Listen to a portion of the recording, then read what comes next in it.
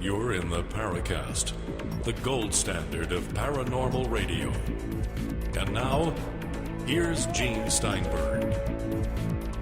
The Paracast is brought to you by Audible.com, the Internet's leading provider of audiobooks with more than 100,000 downloadable titles across all types of literature, including fiction, nonfiction, and periodicals. For a free audiobook of your choice, go to audiblepodcast.com/Paracast. So we have Chris O'Brien on location, and he has been making lecture appearances in parts of California. Can you tell us what happened? Well, it's really run smooth. I've had a great time out here. I spoke Sunday in San Jose for the San Jose chapter for MUFON. It went really good. I went a little over my time, but I got some really good feedback. I did MUFON LA and then MUFON Orange County. And much to my surprise, I had a 3-time shuttle pilot in the audience who, I guess, had been told about my talk and was convinced by a mutual friend to come and and listen to my presentation. And I was quite honored for him to congratulate me at the end of the talk and say he really appreciated my objectivity and my presentation. So it's really gone smooth. Made some new friends and became reacquainted with some old friends. It's my 3rd or 4th trip out here over the years, and it went really good. I was talking about the connections between UFOs, abductions, crop circles, religious miracles, cattle mutilations, and whether there's a real true interrelatedness between these phenomena. And then talked about the need for hard data monitoring of hotspot areas, kind of defined what a portal area or hotspot area is, and talked about the San Luis Valley Camera Project, and generally cracked a bunch of jokes and kept everybody amused. And I started out my talks by saying my job is to piss off at least 25% of you, and we'll have a show of hands at the end if I've succeeded. Well, that's what we do on the Paracast, by the way. Our job is to do at least 25%. In some cases, we do 50 or 60%. Back in the old days, I think it may have been a little higher, Gene. Actually, it was 98.7%. It's kind of like, those detergents that were 97 or 98.7% clean. Well, we were 98.7% the pisser offer, or something like that. Right. Seriously speaking, about MUFON, they've had a change at the top. You heard about that, right? Oh, no, I did not. Okay, well, of course, Clifford Cliff has been the international director for a couple of years. Right. He was a guest on the Paracast. We enjoyed having him. He's a gentleman. I mean, we don't always agree with MUFON and their stuff, but we have a lot of dedicated people there who are really concerned about figuring out UFOs. Well, according to this press release we got from MUFON, that Cliff is resigning as of February 1, 2012, due to personal commitments and family health issues. And I hope everything is right for him at home and things will get better. But he's stepping down, and he's going to be replaced by someone named David McDonald, who's currently a member of the MUFON Board of Directors. Wow. Stop the presses. Yeah, and we're going to invite David to join us. Let's get a take on his attitude. You understand, of course, as we've mentioned on the Paracast in recent weeks, MUFON has reported, I guess, a record number of UFO sightings for all of 2011 and a really huge start for 2012. This is going to be some kind of year for UFO cases if that trend continues. Yeah, I'll say. And I don't think it's going to necessarily lead to disclosure. That's another prediction I'll make. I like to make predictions because they're always wrong. I can guarantee you that any prediction I make on this show or on the other show, the Tech Night Owl Live, stands a 98.7% chance, or even a 99.9% chance to get 999 in there, of being wrong. This way, I don't have to worry about it. Hey, I'm wrong. It doesn't matter. I tend to think that after all these years, you still cannot predict UFO cycles. That cases, sightings will increase and decrease. Sometimes I think it's the publicity aspect. When you read a sighting in the newspapers, hear your TV talking heads with a report about UFOs, guess what happens? You go outside and you look. And so after a while, people get bored, they stop looking, and so the number of cases decreases. So it's really hard to know whether these so-called flaps or influxes or flurries of UFO sightings are publicity flaps or the real thing. What's your take, Chris? Well, I have noticed some interesting correlations between waves of UFO sightings and when we come home from having expeditions overseas with our military. I've noticed that after the Korean War, after the Vietnam War, obviously after World War II, that 2-year period following that, you tend to see a increase in UFO sightings after the Gulf War, the initial, Desert Storm excursion overseas.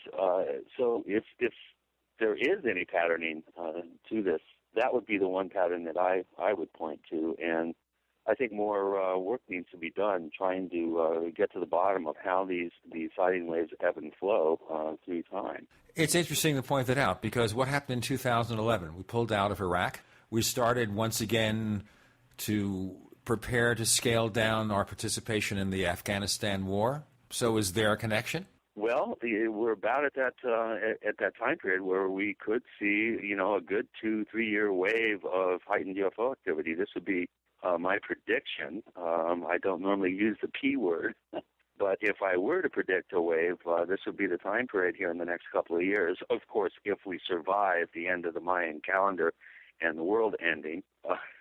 I say that with tongue firmly planted in cheek, of course. You always have to put these terms and conditions on it, Chris. Well, as I've said many times on the show here, there are 17 Mayan calendars and none of them end. But I think you point out an interesting thing, that we are scaling down our involvement in Afghanistan. We've officially withdrawn majority, if not all, of our troops out of Iraq. So within this 1 to 2 year period, if my insight into patterning of UFO events and flops is correct, then we should see a heightened increase in sighting reports. We're going to have to just watch, and I assure you, as we hear about important cases, we'll mention them. We're going to be bringing on lots of people in the UFO field to discuss those things. Lots of guests being booked. I'll let you know who they are as we get fine schedules. But today, we've got the man himself, the irrepressible Jim Moseley. He's editor of Saucer Smear. He's author of that fascinating book about the UFO culture or subculture called Shockingly Close to the Truth. And this is going to be an interesting episode in a lot of ways. First of all, we have an immense number of questions from you listeners from our forums at forum.theparacast.com. I can't promise we'll get to all the questions, but we'll do our best. I'll be asking the questions because Chris is on remote site. He doesn't have internet access. He has just the cell phone, and that's the best he can do. This is not a state-of-the-art place that you're in. No. Unfortunately, I am in a high-tech video studio, and they have very low bandwidth and only one landline that's being used by the receptionist, so I'm kind of stuck in the mud here a little bit. And the receptionist said, "The Paracast? You're going to go on that show? Oh, no way, you can't use this phone." No, she didn't say that. No, I didn't even ask because this is a busy office, and I can't tie up the only phone, with a business number on it. So. Right, even though we're more important than that business, we understand. Okay, Jim Moseley had a couple of interesting articles in Saucer Smear that we're going to get to in detail, and it's going to result in yet another show later on we'll mention. He's talking about something called the Roswell Dream Team. We mentioned this on last week's episode, where you have Tom Carey, Don Schmidt, Kevin Randall, and Tony Bragalia joining together to look at the Roswell evidence and try to find new angles. At the same time, of course, we have a new book from Kevin Randall, and this book is one where he is basically talking about his history in the UFO field called Reflections of a UFO Investigator. It's from our friends over at Anomalous Books, just out. And we'll be talking about the book this time, and then in the very near future, Kevin Randall is going to be on with his take. But when you hear what Jim has to say over the next couple of 3 hours, you're going to hope that Kevin's going to be on real soon, and that's going to happen. Jim Moseley's coming up, the irrepressible Jim Moseley himself, editor of Saucer Smear. You're on with Gene and Chris. You're in the Paracast.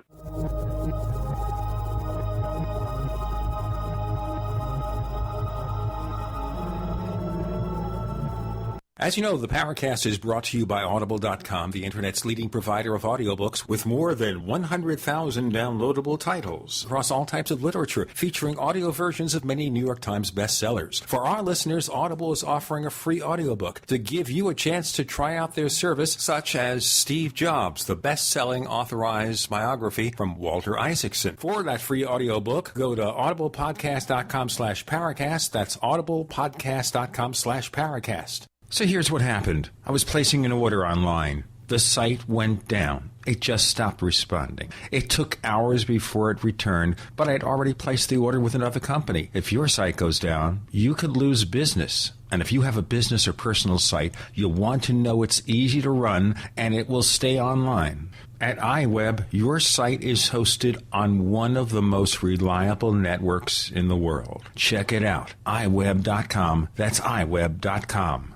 Hey everybody, Jason Lewis here once again. These are hard times for investors. If you're like me, you just don't know where to put your money because there's a downside to every possible scenario. Now look, every portfolio needs a hedge for inflation. Gold has been the classic. I want to be honest with you, commodities fluctuate. So you could lose money. Gold goes up and down. But every stable portfolio usually has an inflation hedge, and gold is, well, the gold standard. Washington is not going to get us out of this recovery, so you've got to protect yourself. Give it some thought, and if you're interested in converting your IRA to gold or would like to actually have it in your possession, call Midas Resources today at 1-800-686-2237. The U.S. dollar was once backed by gold, but it's lost a lot of its value since then. Call Midas Resources today, 1-800-686-2237 for gold. That's 1-800-686-2237, and tell them Jason Lewis sent you.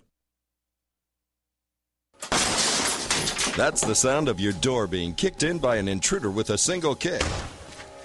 That's the sound of the same door now protected by the Door Sentinel at MySafeDoor.com. Go to MySafeDoor.com right now and watch the amazing video. At MySafeDoor.com, you'll learn how to turn your home into a fortress with the Door Sentinel. 16 kicks later, and the Door Sentinel is still holding strong. MySafeDoor.com. That's MySafeDoor.com.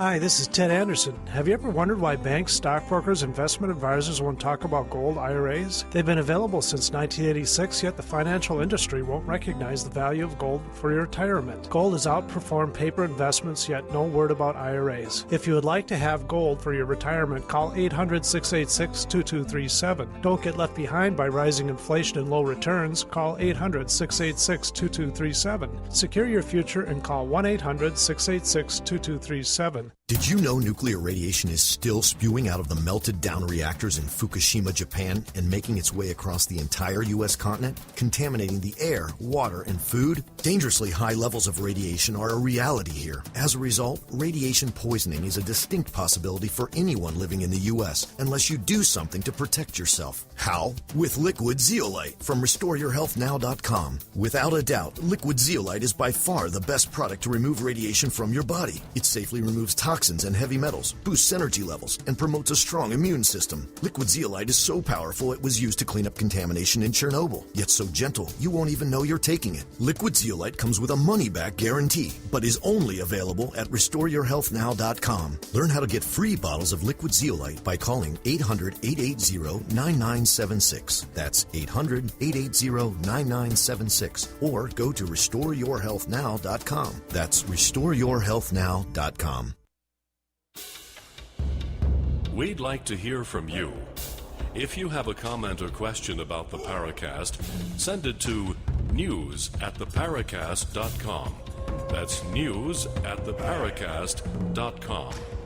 And if you'd like to catch up on past episodes, we have hundreds of shows for you to download, direct from theparacast.com. That's theparacast.com. Or check us out at iTunes.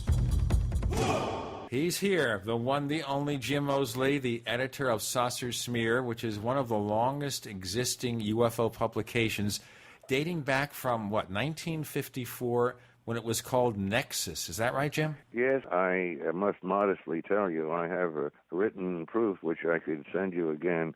A man in England that had a saucer magazine that might have been older than mine, but he quit. And so, according to him, which I printed, mine is the oldest in the world, yes. Well, just think about that. Anyone who says they've got the oldest publication or the oldest organization, you say, what about me? I don't get that. That's okay. That's okay. What about me? Which is, of course, if they say they're the oldest, you say, well, I'm the oldest. How dare you say that? Now do you understand? Right. Okay. Okay. I'm trying to compliment you, Jim. It's very hard to compliment you. You're doing a very good job, except that I'm not one of the oldest, as I say, but I suppose I'm one of them, but I am also the one. So we've done enough on that. Now, you were telling me in our private conversation, which I'll reveal on the air now, that you don't really read a lot of books from UFO authors. You read some of them. You certainly read the one you wrote, shockingly close to the truth, but you didn't read the one that you allegedly authored for Gray Barker's publishing company years ago. Well, which one was that? The right field story? Yes, or the wrong field story, depending on how it goes. Well, I don't remember if I read that one or not, but you will be astounded to hear I do have one copy left of my own saucer book, shockingly close to the truth, but I have never read it. Obviously, I read it chapter by chapter and section by section at the time that Carl Flock and I were working on it together by phone and letter and so forth. So in that sense, I've read it, but I have never sat down and read the finished product. Well, you know something? I never did that with my books. I've written a lot of books on technology, and I read them through very carefully during the editorial process and the writing process. But once the book is out, I never read them again. Well, it's like these movie stars. Not that we're movie stars, but some of them... We're not? Wait a minute. We're not stars? Well, you're a radio/TV ? Star, but I'm just a humble, truth seeker. But a lot definitely, of... Jim, you're a humble whatever. I agree. A lot of the movie people, but not all of them, are so, ashamed or embarrassed or nervous about their performance in a movie that's already on the screen and might even have received awards and so forth. They just won't look at it. They don't want to see themselves. No, that's very normal. That's very normal. I don't think so, but... It is normal, but I think performers sometimes can't even watch themselves. Of course, they're forced to. You know, if you're evaluating your performance, you're trying to see what you're doing, whether you could do better. And, of course, you have a lot of actor-director types like a Clint Eastwood or a George Clooney where they've got to see their own performance, have to judge their own performance dispassionately in relationship to the entire project. Well, yes, there are people like that, too, and I can't name the ones that feel differently, but there are some that haven't had to do that, and so they don't do it. They won't go to the premiere, and they won't look on it later on TV or anything. They have some hang-up, and I have no idea what that is. Think of it this way, though. One thing they do, though, is they certainly cash the check. Oh, they do indeed. I cash all my checks from Saucer Smear. All three of them? Well, no, there's quite a few, but of course we can't divulge the details, but they're small sums, but when you add them all up, they're a slightly larger sum. You know, it's interesting here. We were talking about the Mutual UFO Network, and I guess you heard because I told you that there's a new international director now. But you told me that just a little while ago, yes. Right, but the other issue, which I guess is more important in the scheme of things, is that MUFON is reporting a higher number of UFO cases for 2011 and the first part of 2012. Have you heard that? That is correct, yes. Have you observed this in your experience as editor of Saucer Smear? I've observed it by reading the MUFON Journal, but all I know offhand is that none of them are outstanding, or if there are any, they haven't been brought to my attention, or MUFON hasn't made a big deal out of them. And at my stage, if it's just very much like former cases, and even if it's strange and interesting, I mean, I just don't really care anymore, because it's the same old thing, and the question is, what is it? Not how many of them are there, you see. The next light in the sky is as good as the last one, unless it offers some new kind of detail. And then the other thing is, too, and this is more important in the saucer field than most people realize, there are all kinds of people, pilots or anybody else, who scoff, even now, today, at the whole saucer thing because of blah, blah, and blah.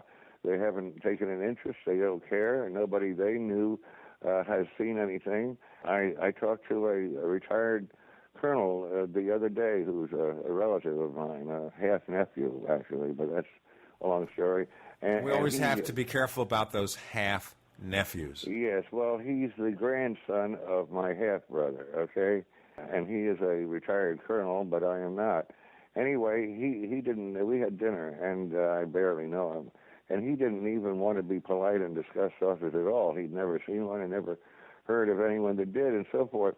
Well, there's been so many people like that in the past, and then it's like religion. They see something themselves, even if it isn't a great case, and their whole attitude changes because it's an ego thing. Well, I saw it, and I trust myself. Of course, they can be totally wrong, but it changes their whole attitude. I think that's very interesting. Well, you've never seen a UFO, have you? Oh, you shouldn't have said that. Yes, I've seen several. Okay. I've had a total of about 12 what I would call paranormal experiences, and by that I include the UFOs, which you can argue about, but anyway, you put UFOs and other weird events, roughly a dozen, and I believe all of them.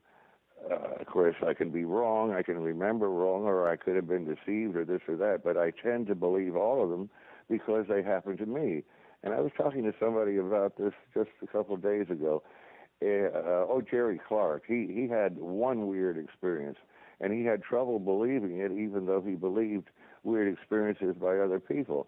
I'm the opposite. If somebody I know and trust, especially people that know me and know I have a weird sense of humor and so forth, if somebody told me with a straight face of some paranormal thing that had happened to them, and even if it's somebody I should believe, I would be very reluctant to believe them. But I do believe my own cases.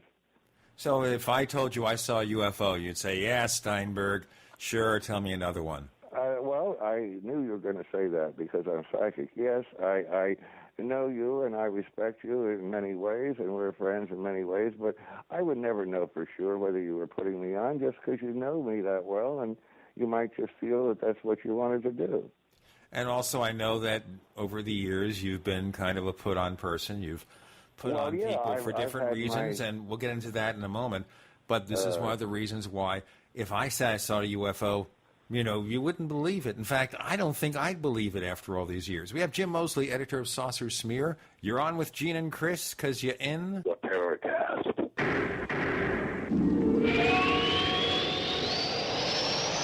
America's #1 source for independent talk radio for over a decade.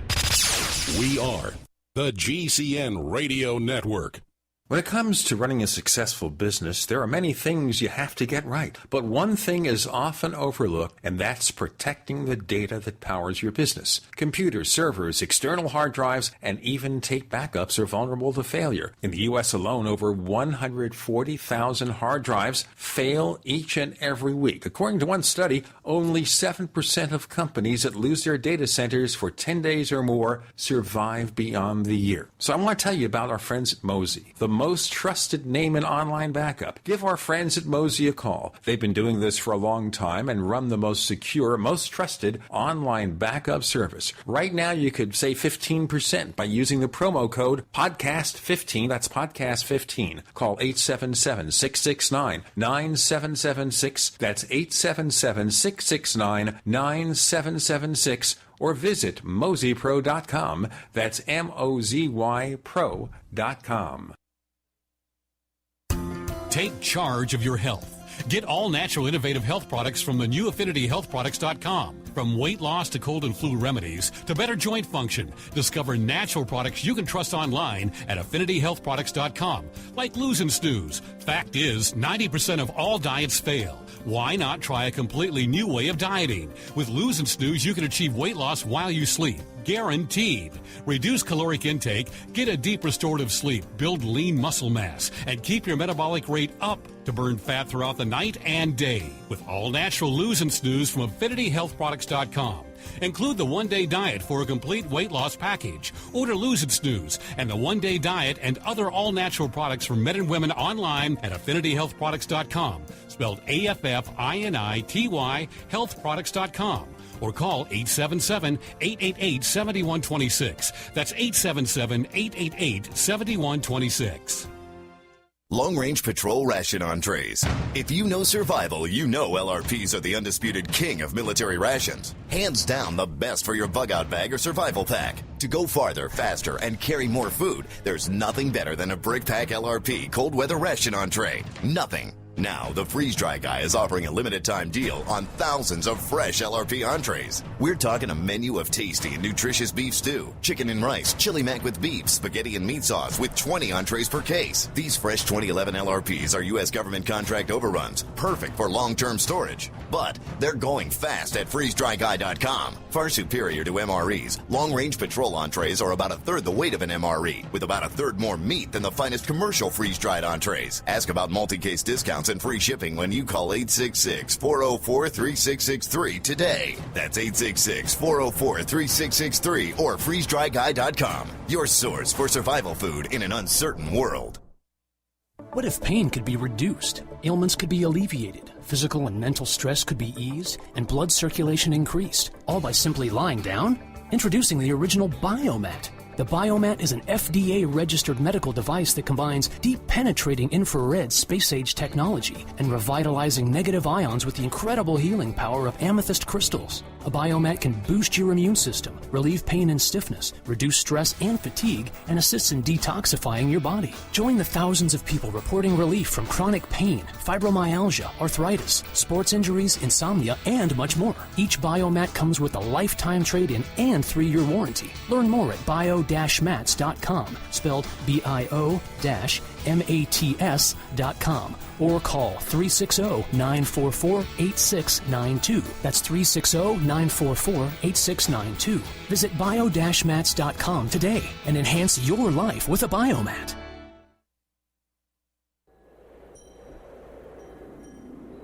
Hello, this is Rosemary Ellen Guiley, and you're listening to the Paracast, the gold standard of paranormal radio.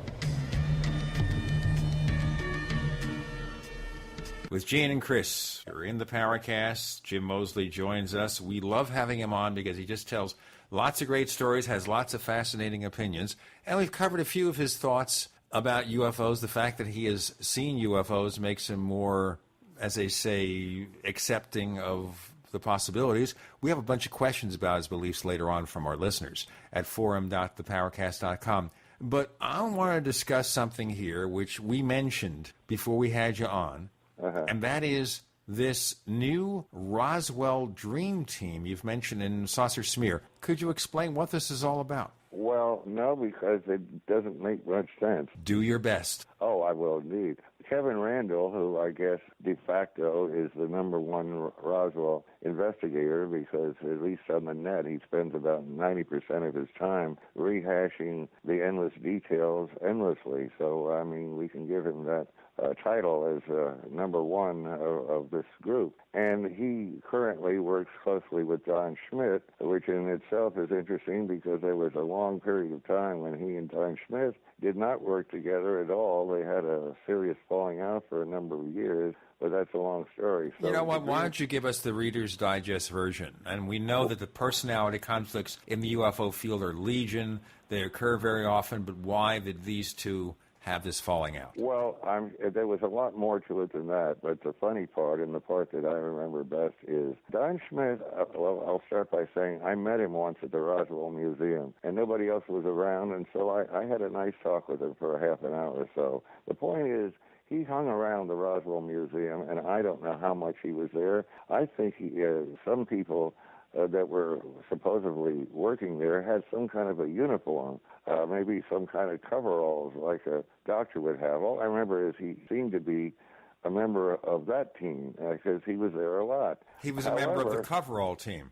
Yes. Or he was a janitor. Is that what it is? He was a janitor? The cover-up team. That was the team he was on. But, now he's going to hate me, by the way. Go ahead. What started this off, and I'm telling you, there were other aspects that I don't really remember, but the funny part was somehow it came out that during that whole period, Don Schmidt was a rural postal carrier in a small town, and I always forget the state, way back east, long way from New Mexico. So one would wonder, how how does he keep these two jobs? I mean, that's an everyday job if you're a letter carrier. And I still don't know how he explained that, if he ever did, but that seemed to be a detriment to his veracity or something, and that was one of the reasons. And in other words, they had known each other, Randall and Schmidt, for years. And as I read somewhere, I guess it's in Randall's new book that I just finished reading, he had no reason to ask Schmidt what his real job was or what else he does. So that's how come he didn't know this, although they had been partners for years.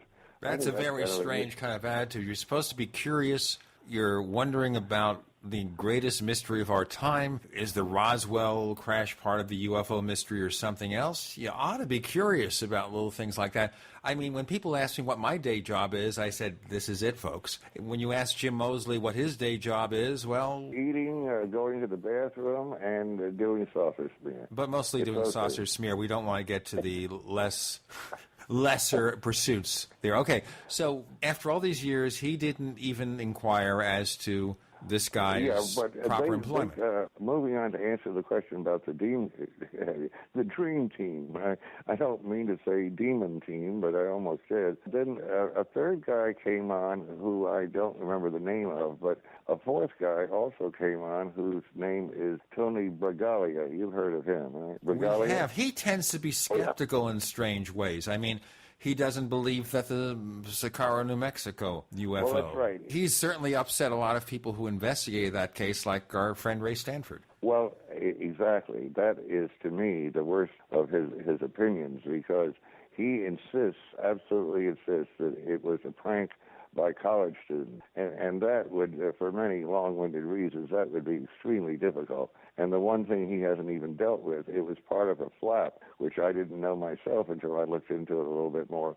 There were 3 or 4 other very similar cases in that general part of the state within a couple of days of that one. I mean, so you can forget about college students. And it wouldn't matter if he said it's a tentative conclusion, but he swears by it. Some things I agree with him on, and some things I don't. He's the one that has made a big deal out of the mystery metal that was supposedly part of the stuff that they found at the debris field in Roswell. Now, that's the one where Jesse Marcel Jr. said his father had handed it to him, and this is a story he's been telling to this very day. It couldn't be bent, and it couldn't be burned, and it couldn't be destroyed or created. A lot of things. That, to me, is too technical for me to have a final opinion on. It is said that we did have metal like that at that time. But the big thing here is that all these people are getting together to do what? I mean, how many times do we have to look over the Roswell story again before we say, okay, we've got as much information as we can? And then I'm going to ask you a connecting story in a moment, which comes out of reading Kevin Randall's new book. But let's get back to the Dream Team. But let me just answer that. You are absolutely right. These are 4 people. They all are somewhat familiar with all this intricately long and complex information about Roswell, and they all have somewhat different opinions. And it's happened so long ago that they're actually interviewing children and grandchildren of the original witnesses. And the question arises, what can they possibly learn that they don't already know? It makes no sense. And they're never going to, if they're all honest about it, be able to all sign off on the same statements because they have different opinions. Well, is it also a case here of passing the story from father to son to daughter to grandson to great-grandson? But, you know, we understand the Hopi Indians get away with transferring oral traditions, as Chris has told us. But in the normal world, it doesn't work that way. Wavelength a lot of times, yes. With Indians, we forgive them because they have no written language and they're Indians, and we have to respect them, and there are many factors there. But with these guys, I don't understand it, no. Okay, so in any case, what do they think they're doing? Okay, so Jim, how are these various people going to change anything we know about Roswell? What are they going to do that's different? I don't know. It makes no sense that they're even going to try. That's the point. I have no idea. Okay. Well, there you go. When are we going to stop beating that dead horse? Is that Chris? Yeah. I'm here. Well, he comes on like a gravel voice of some other dimension. He is in another dimension right now. We didn't want to mention that. He's in the 17th dimension in L.A. He's also on a bad phone. You're right about that. Well, I still think that Roswell is just, it's a red herring. It's like every few years somebody comes along and tries to keep our focus on the dead horse. We need to be looking forward. We need to be doing hard data monitoring in hotspot areas. All this Roswell stuff, I mean, come on already. Well, let's get on to what I believe to be the next phase here. Okay, and let me just preface this before we have to break. Jim, we have to break. Hang on. Okay, we are going to be breaking in a couple of moments here, but I want to mention what Jim is going to be talking about. Give you a little preview here. There's a new book out called Reflections of a UFO Investigator from our friends at Anomalous Books. It is kind of an autobiographical type tome from Kevin Randall. And Jim, having read this book from cover to cover, and understand when Jim reads a book from cover to cover, especially a UFO book, that's an exception. He doesn't always have the time. But this one, he read from cover to cover because it's not a big book. It's got 270 pages, 70 illustrations. So, it's a fast read. Inasmuch as it was a fast read, Jim read the book and came to some interesting conclusions, which you're going to hear about in a moment with Jim Moseley. And you're also listening to Jim. I got to interrupt you. There's something, not right now, but at times there's like an artificial cutoff on your statements having to do with the phone. I can't control that, Jim. I keep interrupting you because for a moment I don't. More coming with Jim Moseley. You're listening to Gene and Chris because you're in the Paracast.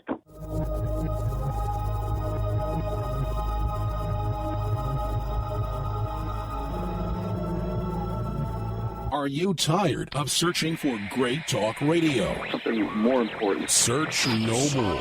We are the GCN Radio Network.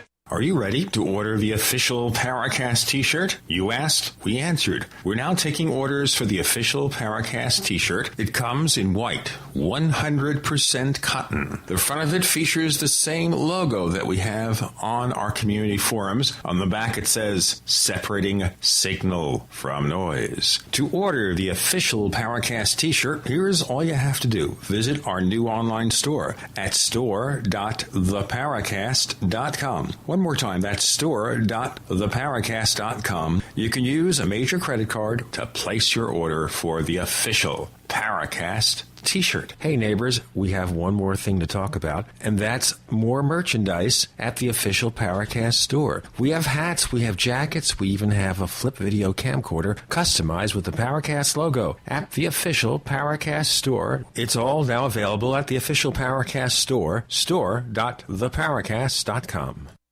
Ready to save while getting prepared? Then you're ready for the winter sale at 21stCenturyGoods.com. Take advantage of the incredible savings on all items at 21stCenturyGoods.com. Portable AM, FM, and shortwave radios from $19.95. American Red Cross emergency radios and Cato radios from $28.95. Solar lanterns from $22.95. Solar flashlights, 2 for $16.95. Hand crank LED hurricane lanterns and flashlights from $8.95. Be sure to check out the flexible solar panels to power your emergency and survival gear. Every order over $75 will receive a solar-powered flashlight absolutely free. So get prepared this winter by visiting 21stCenturyGoods.com. Spelled the number 2, the number 1, STCenturygoods.com. 21stCenturyGoods.com or call 866-999-8422. That's 866-999-8422. 21stCenturyGoods.com. Power up your survival.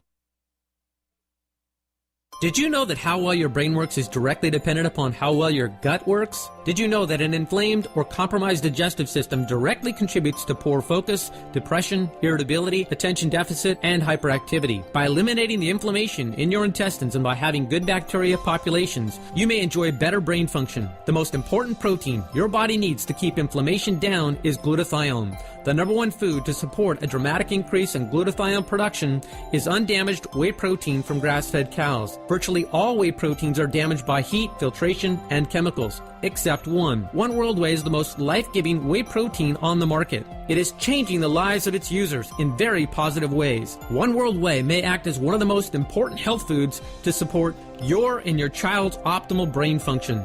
Call 888-988-3325. That's 888-988-3325. Or visit oneworldwhey.com. That's oneworldwhey.com.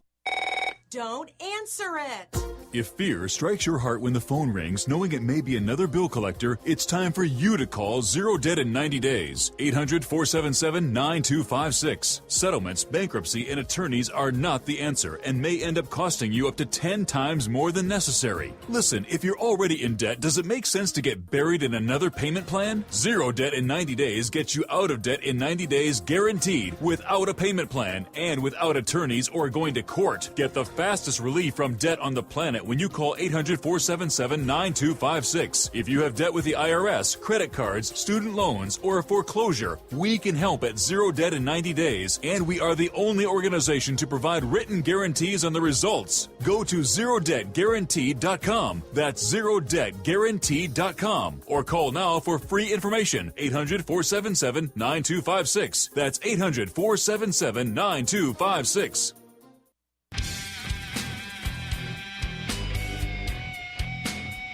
This is Kurt Sotheby, author of UFO Mysteries, and you're listening to the Paracast. We're back with Jim Moseley, the irrepressible, the one and only Jim Moseley, who, of course, is editor-publisher of Saucer Smear. He'll tell you real soon how to get a copy and how to check out all the wacky things he's done. So let me preface this conversation. We first talked about the Roswell Dream Team. Several people getting together to find a new angle to what might be, as Chris O'Brien says, the dead horse. I'm starting to sound like the announcer for the Lone Ranger, you know, doing some kind of preview here about the cliffhanger.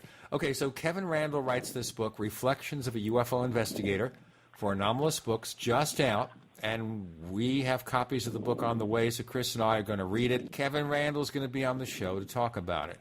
Ahead of that, Jim, you read the book from cover to cover, and you reached some fascinating conclusions. Well, I have always been, for years now, a fan of the mogul balloon solution as opposed to the interplanetary solution, because for long and complex reasons, it just seems to make a lot more sense. If the listeners don't have some kind of a background on Roswell, they're going to have trouble following what I have to say. What I have just discovered, it's not really quite earth-shaking, but it almost is. There is one of the witnesses, and there are endless witnesses, but one of them is a woman named Bessie Brazel. Bessie Brazel was the daughter of Mark Brazel, who was the rancher on whose ranch the Roswell debris fell somewhere between the middle of June 1947 and very early July 47. Now, just point of order, Jim, it's Mac Brazel. Mac. How do you spell it? M-A-C. Are you sure? I have it right here. I have the Wikipedia account, which says Mac Brazel, who discovered the debris that sparked the Roswell UFO incident. Trust me. I've got M-A-C-K, but never mind. So his daughter, Bessie, was 14 years old at that time, and she's been interviewed a number of times through the years. I'm not sure if Randall ever met her or not, but she made similar statements through the years. Now, the interesting thing to me is that she describes the records that they found, and I'm not going to bother with the whole description, but this is the part that is of interest to me in regard to the point that I'm trying to make. She says, in regard to the debris, quote, "The flower-like designs on the tape look like Japanese flowers where the petals are not connected, ... They were very, very light pastel, pinks and blues and yellows. The tape was about 2 inches wide." Now, why is that interesting? Because, number one, it differs from the interpretation of Jesse Marcel Sr., who was another of the early people that saw the debris, because he insists that there were hieroglyphics, and a lot has been made of that, and people have tried to reproduce the hieroglyphics. So was it hieroglyphics, or was it flowers, or both? Well, the man who launched the mogul balloons from, I forget how many miles away, in New Mexico in 1947, he remembers that in that series of balloons that they sent over, there was tape with a flower design on it. I mean, he has said that. I don't know if he's written a book, but I've met him, and he said it to other people, and people that were involved on the project with him, some of whom were still alive until recently. They all remember that because it's unusual. And what happened was the contract for this tape was somehow in the hands of a factory in New York City. I don't have the name of the factory, but this part he told me a couple of times, and it's quite interesting. The Lady Garment Workers Union were the women who were actually the manufacturers of this particular tape that had this flower design on it. Now, if what's his name, Moore, remembers that quite clearly, and if this woman saw apparently the same type of designs that he remembers, that is a match. And I can't imagine how they would have known each other or talked to each other because Moore didn't get involved in this until many years later. When you're talking about Moore, this is Bill Moore. No, not at all. It's what do you call it? Charles Moore. Charles Moore, okay. Who was the chief project coordinator on the mogul balloon project. Okay, no, we've clarified Bill Moore that. Okay, is involved in a totally different way, but it's an easy mistake. He was the co-author of the first book on Roswell that came out about 1980, which was over 30 years after the event. And this is the one he wrote with Charles Berlitz, and yes. Stanton Friedman contributed something, but somehow didn't get his name on the cover. Didn't get any credit. No, but Charles Moore, Professor Moore, he was called. He was alive until recently, and was a big figure, I guess, in the balloon research field, going back as far as 1947, as I say. So he wouldn't remember every detail perfectly, but the pastel flowers, he told me, he told probably hundreds of other people, so telling me is no big deal. But the fact that he remembers those flowers, remember, you're not going to expect to see pastel flowers on a spaceship or on a man-made balloon. It's just something that you wouldn't be likely to make up. And so I think that correlation, I don't remember anybody calling attention to it before, but then again, I never read all of Flock's book, which is about Roswell, in which he believes now that it was a mogul balloon. So that's the story. I think that pretty well proves that what they found was wreckage of a mogul balloon. So you think, Chris O'Brien, that ends the story? Oh, it doesn't end it. Well, it doesn't end the story, but I think it's as Jim points out, it's quite noteworthy, and I think it does make a person who's a true believer in the extraterrestrial nature of that crash. It should give them pause. Yeah, I agree. There are a lot of other things. You know, I mean, we could talk. Your show is 2 hours, and that's not enough to even scratch the surface of. Well, actually, technically, it's 3 hours with a news block. Okay, but you and I are doing 2 hours, right? Something like that. Okay. Well, I mean, there are so many peculiarities, and this is not as definitive as the one I just said, but this just always bothered me from the beginning. Glenn Dennis was owner or a employee of a funeral parlor in Roswell in 1947. And he gets into this whole thing in long and complex ways, but I'll just mention one of them. He claimed that the Air Force, after this crash occurred, and of course in the older versions of this, there were there were little men who didn't look human that were found in the wreckage. When we're talking about Brazel's farm, there were no little men, and I believe that all the other stories that include little men are fictitious. But anyway, he claims that he got a call from the Air Force to prepare, I forget, 3, 4, 5 small coffins for these creatures. Now, can you believe if it was that highly classified and they chased people away from the site and threatened them and their families and all of this high-powered stuff? Well, I mean, isn't that kind of a breach of security? You just call the nearest funeral home and say, prepare some small coffins. We've got some small creatures here that we've got to put to rest. I mean, we just recovered them. These are aliens. We've got to put them away. Yeah, I mean, if anything like this had happened, it would have been handled completely differently. And believe me, by now, we would know for sure, because somebody reliable would have a story with something to back it up that could tell us, yes, there were creatures involved. There were 4 or 5 people, including Glenn Dennis, that talked about creatures, and they've all been discredited by now, to the point that even Kevin Randall leaves out all of those stories that include bodies, all of them.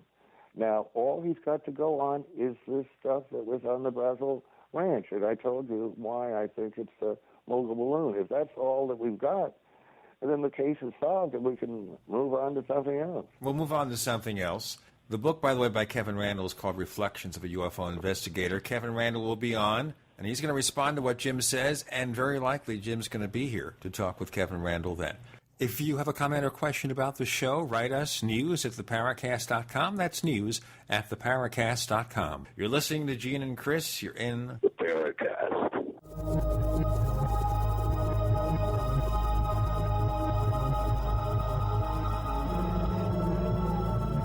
The GCN Radio Network, providing the world with hard-hitting talk radio. GCN. Great talk radio starts here.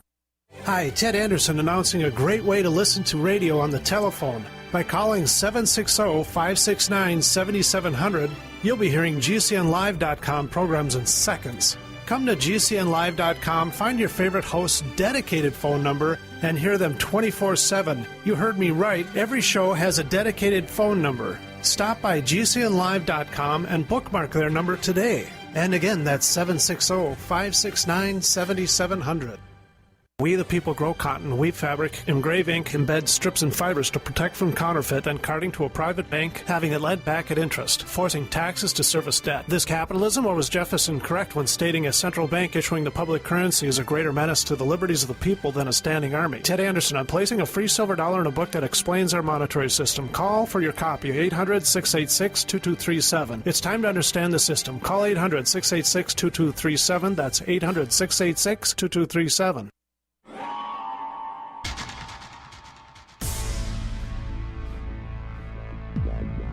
Welcome back to the Paracast, the gold standard of paranormal radio. And now, here's Gene Steinberg.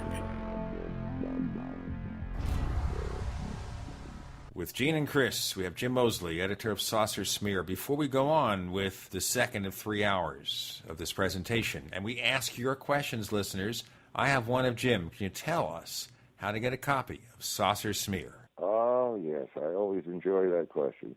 Well, I have a post office box. This is all by mail. This is, by the way, while there's still a post office to have a box. Yes, exactly. I knew something was wrong at the post office when even at Christmas time, the lines were extremely short, and any other time there's no line. I kid you not. I am amazed at how few people are at the post office. But anyhow, Saucer Smear is delivered there by mail, and if you want a sample copy, I could send it to you for nothing. And then if you want to subscribe or non-subscribe, as I call it, but let's say subscribe. If you want to get on the permanent mailing list, then you should send us what we call a love offering of some reasonable size. And the address is P.O. Box 1709, Key West, Florida, 33041. And you know, when they discontinue the post office completely, Jim will just drive out to your home with a copy.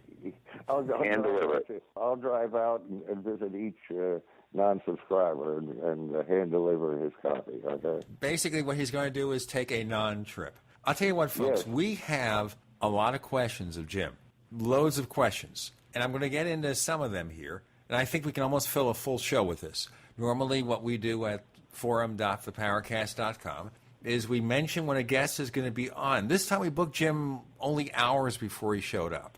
Despite that, we have a bunch of questions for him because the listeners just love hearing Jim.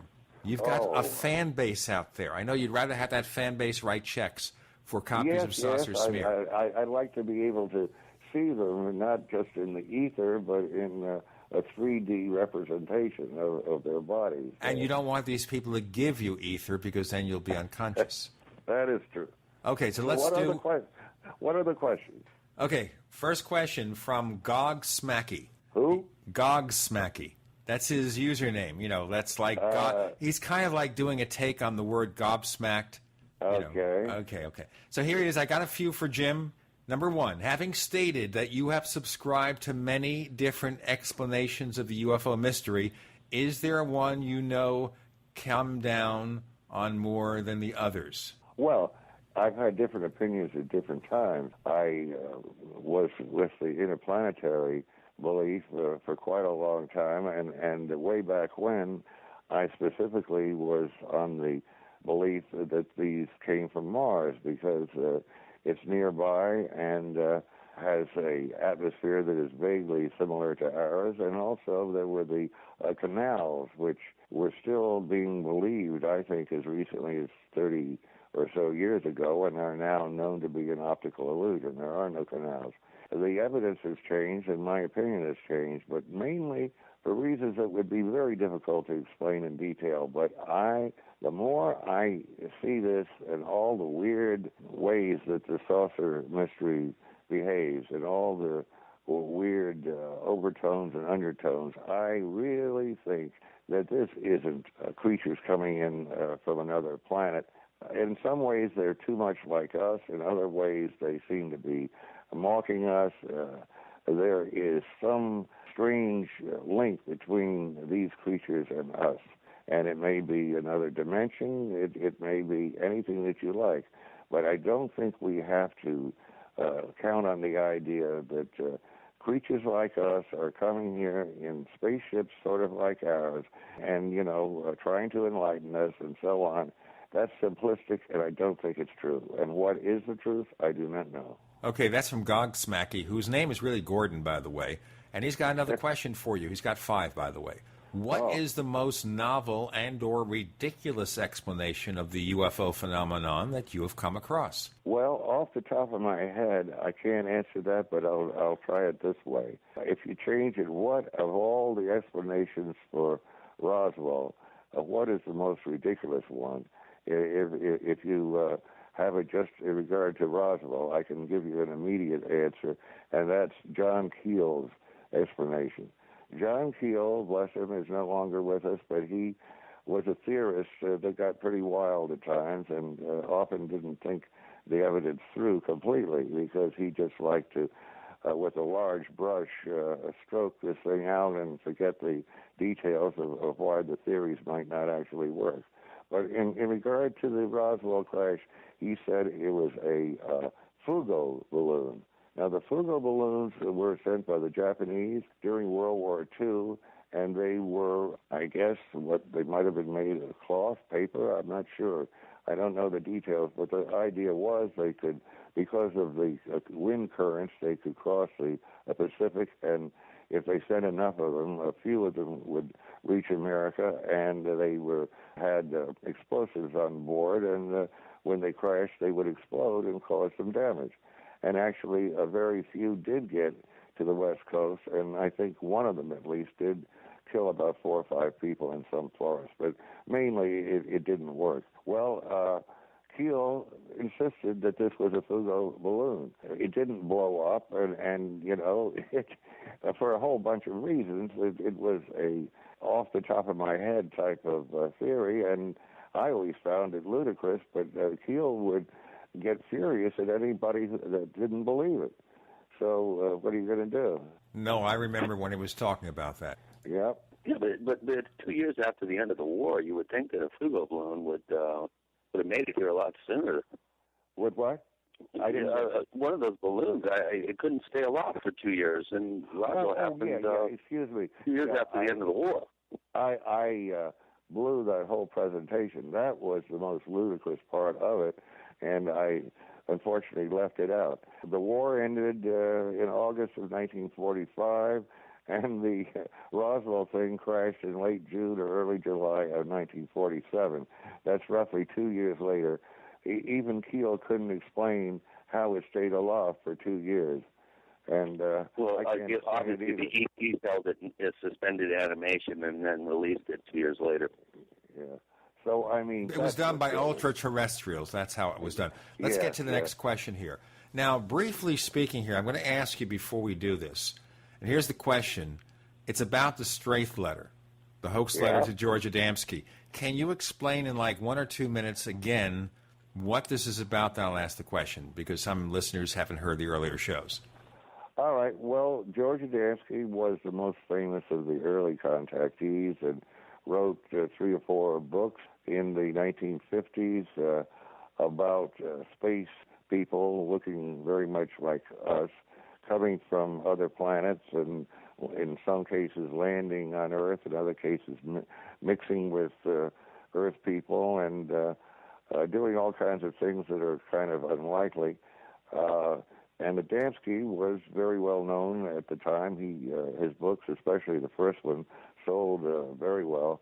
And I forget if it was before or after that, I met Adamski myself, and I liked him, but this was just for fun. Gray Barker and I were close friends, and one weekend we got the idea, somehow, fueled by alcohol, no doubt, to send a hoax letter to George Adamski. Now, the way this was possible was because Gray Barker had a friend who I don't believe he ever met in person, but this friend, his father was Undersecretary of State, which is pretty high up, and the kid had access to stationery from the State Department and other government agencies. I don't know how he got all these agencies, but there were 6 or 7 different kinds of stationery that we had.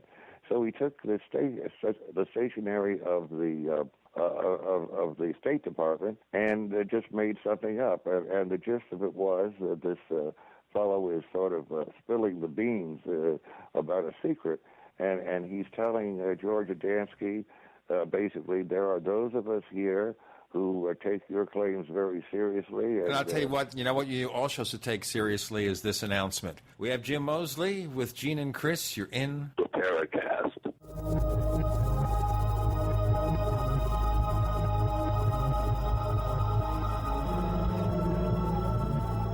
So here's what happened. I was placing an order online. The site went down. It just stopped responding. It took hours before it returned, but I'd already placed the order with another company. If your site goes down, you could lose business. And if you have a business or personal site, you'll want to know it's easy to run and it will stay online. At iWeb, your site is hosted on one of the most reliable networks in the world. Check it out. iWeb.com. That's iWeb.com. For 58 years, Fate has provided true reports of the strange and unknown. Fate brings you the latest in all aspects of the paranormal, like angels and miracles, psychic phenomena, ghosts, UFOs, and much, much more. To receive your complimentary Fate magazine, call now at 1-800-728-2730 or visit their website at www.fatemag.com. That's 1-800-728-2730. What are you waiting for? Your fate awaits.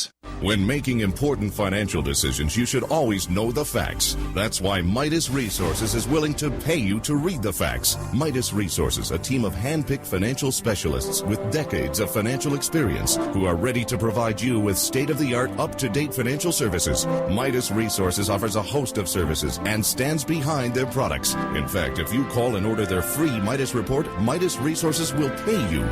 This detailed report will provide you with financial history on the safest and most profitable areas to invest in. If you read the report, Midas Resources will send you a free Walking Liberty silver $50. So what are you waiting for? Get the facts and call Midas Resources toll free at 888-292-2709. That's 888-292-2709. And remember, if you read the Midas report, you'll receive a free Walking Liberty silver $50.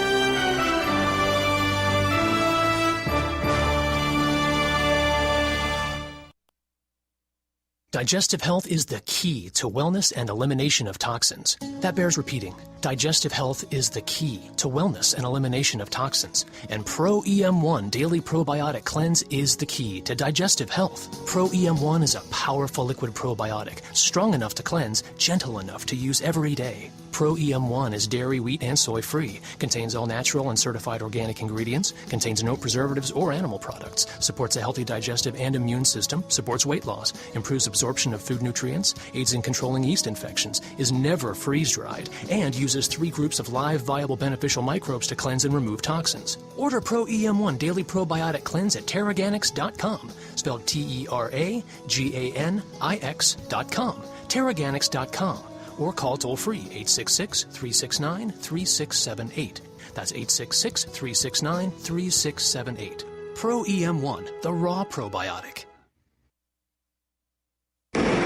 Hi, I'm Mark Craighead, founder of Crossbreed Holsters. I designed our top-selling holster, the Super Tuck Deluxe, to solve the problems of being poked, pinched, and gouged while carrying concealed. The Super Tuck Deluxe is the most comfortable, most concealable holster on the market today. We offer a 2-week free trial and a lifetime warranty. Visit us at crossbreedholsters.com. Don't forget, crossbreedholsters.com. In a coming-apart world, you need something to keep it tied together. That something is Atwood Rope, the highest quality rope made in the USA, from exotic braids for military, rescue, arborists, shipyards, tow line, or boating. Quality rope at affordable prices you and your customers can depend on. Find a dealer or shop online at atwoodrope.net. Enter promo code RADIO to receive 100 feet of 550 paracord free with purchase. Atwood Rope, working to keep the world tied together. We'd like to hear from you. If you have a comment or question about the Paracast, send it to news@theparacast.com. That's news@theparacast.com.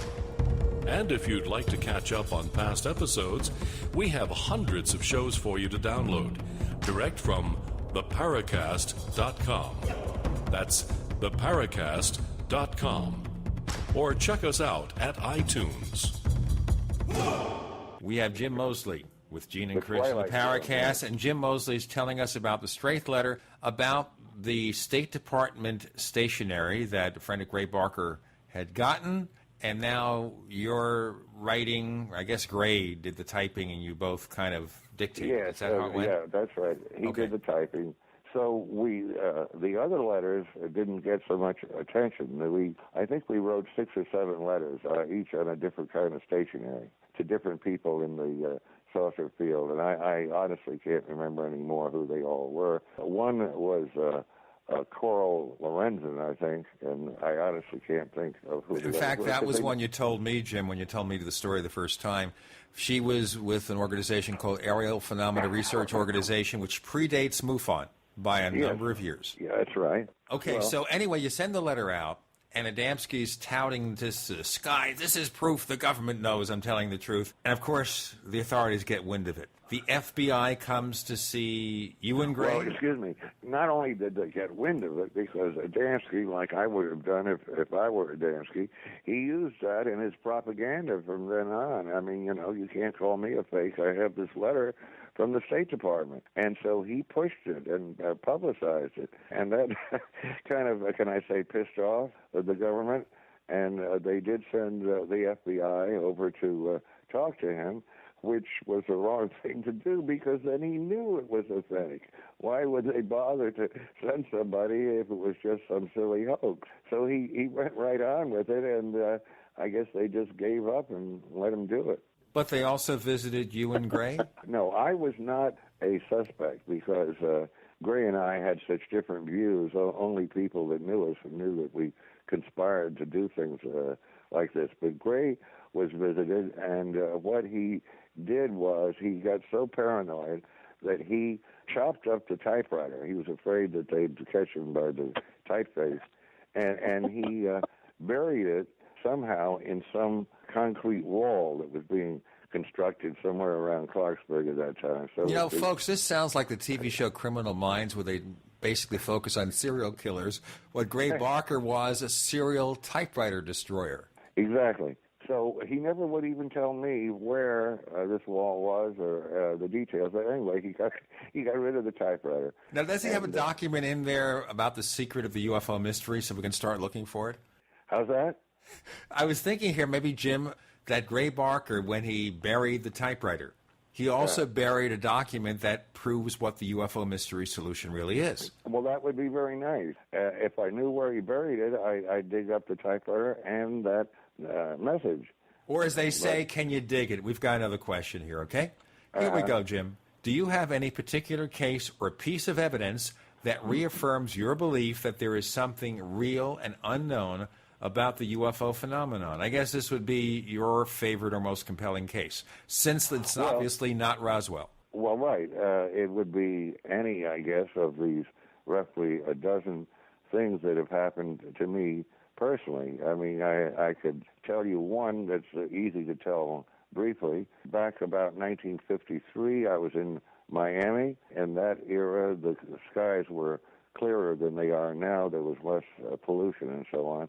And one night I had nothing to do, so I just looked at the sky for a couple of hours, and something I've never done before or since. I was just very bored and on a weird trip there, you might say.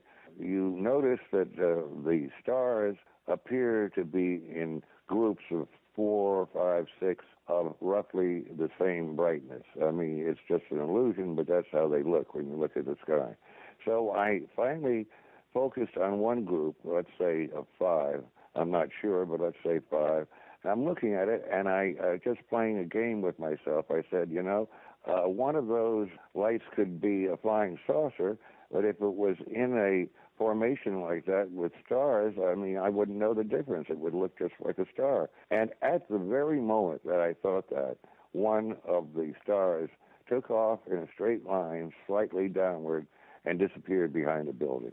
The end. Let's go to question number 5. Who do you believe are some real heroes and villains of the phenomena? People who have truthfully tried to investigate the phenomena, not for personal gain, and also some who have been poisoned to the field, either by trading on complete lies or retelling the lies of others. Okay, the heroes, number 1. A few names. Well, Gene, you know, not to avoid it, but you could do this better. I was just looking the other day, and I've put them in a file that eventually will self-destruct. But a couple of years This is buried next to the typewriter that Gray Barker destroyed. Okay. You made a detailed list of the Hall of Shame and the Hall of Fame. Oh, okay. What you're talking about here is, for a while, we managed a site originally run by Royce Myers called UFOWatchdog.com. Now, Myers has since taken back that site, and we're now engaged in starting yet another one, and we're working with some of the people in our forums, and we have a designer. So the answer is, it's not my heroes and villains.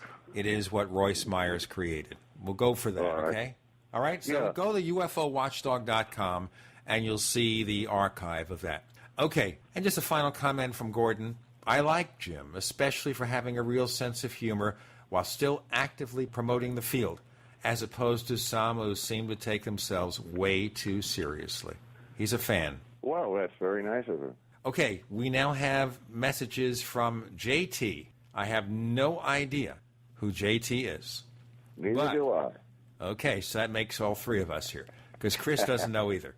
As much as I like Jim's greatest hits, and boy, are they great, I'd like to hear his thoughts on some less obvious subjects. So let's lay a few on you here.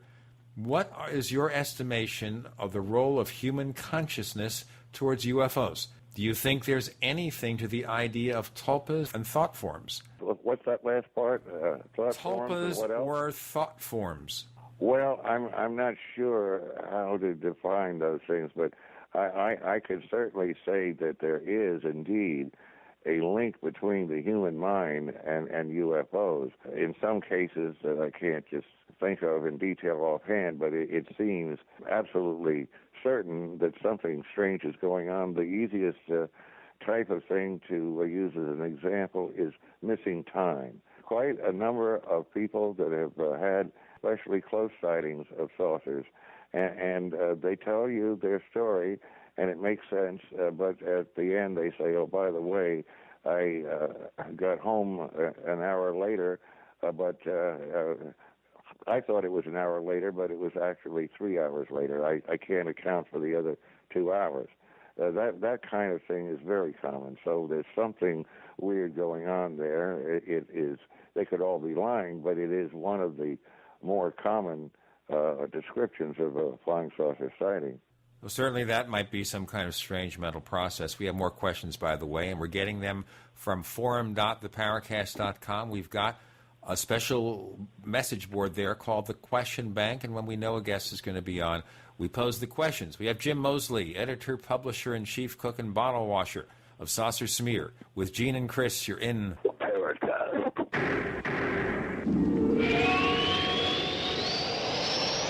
America's #1 source for independent talk radio for over a decade.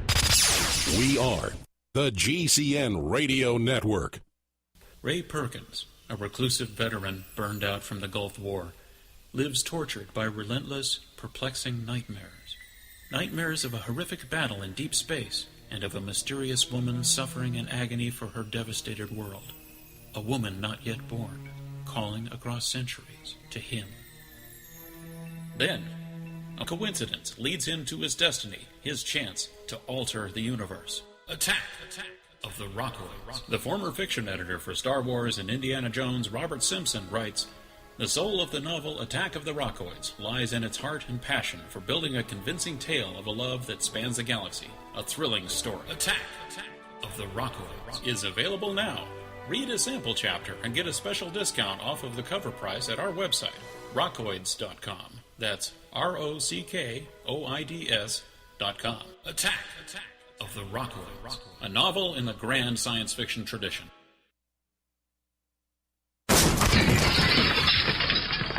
That's what it sounds like when a burglar kicks in the door of a dark house that looks like no one is home.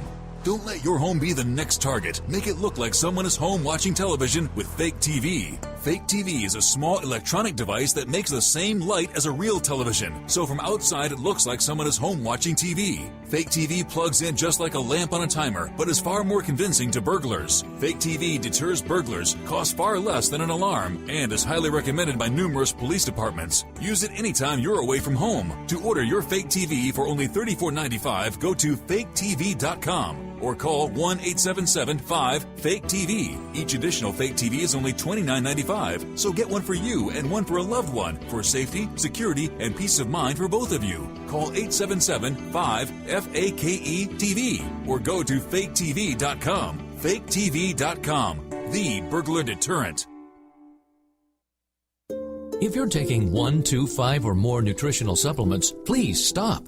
Simplify your supplementation with Bio Superfood, the most advanced nutritional whole food supplement you can buy. Men, women, children, even Olympic athletes the world over have discovered Bio Superfood from BioAge.com. And now take just one nutritional supplement instead of many. The Bio Superfood formulas are whole food products composed with 4 of the most nutrient-dense algae found on Earth. Bio Superfood for the brain helps with focus, memory, clarity, and mood. If you can increase brain health, the rest of the body is a no-brainer. Bio Superfood has 0 toxicity and is safe for you and your family. Learn more and order your Bio Superfood formulas at bioage.com, spelled BIOAGE.com, bioage.com, or call 877-288-9116. That's 877-288-9116. BioAge, the age of advanced organics. Iodine protection packs from hempusa.org are now in stock for immediate delivery worldwide. Our iodine protection packs include microplant powder, green life kelp, red palm oil, and our clear roll-on iodine that will feed the body the iodine it needs. All iodine protection packs are in stock, save you money, and ship for free in all 50 states. Visit hempusa.org or call 908-691-2608 today. HempUSA.org has a revolutionary wonder food for detoxing the body and rebuilding the immune system. Microplant powder can help unclog arteries and soften heart valves while removing heavy metals, virus, fungus, bacteria, and parasites. Plus, it cleans and purifies the blood, lungs, stomach, and colon. Keep your body clean with Microplant powder. Visit us at HempUSA.org or call 908-691-2608 today.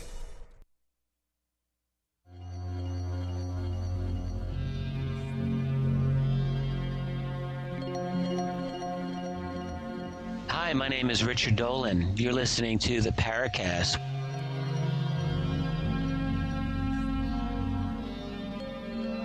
We have Jim Moseley, editor of Saucer Smear with Gene and Chris on the Paracast.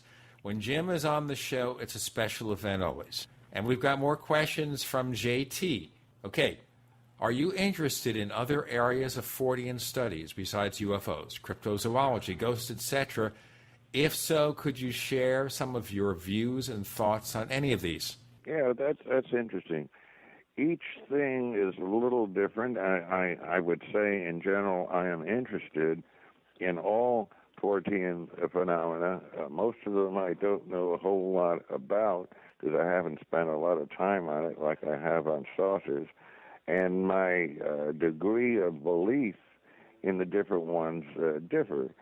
For instance, you have Bigfoot. Now, if you add it all together, even if some of the movies and so on are fake, there have been apparently a lot of close-up sightings of Bigfoot in the United States in different areas over the years. There's just one problem.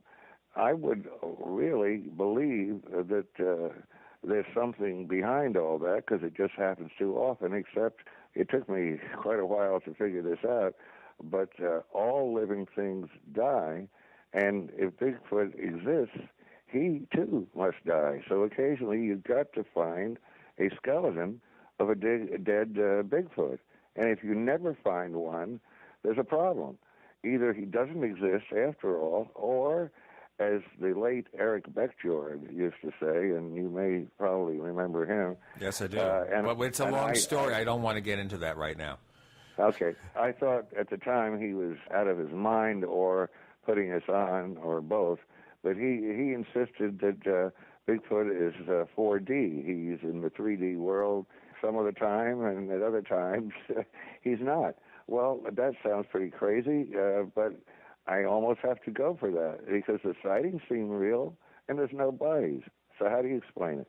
Let's go to the next question here. We have a lot, and I don't even think we're going to get to all of them, okay? We're not going to get to all these questions. Yeah, I would be interested in your reaction to what I say.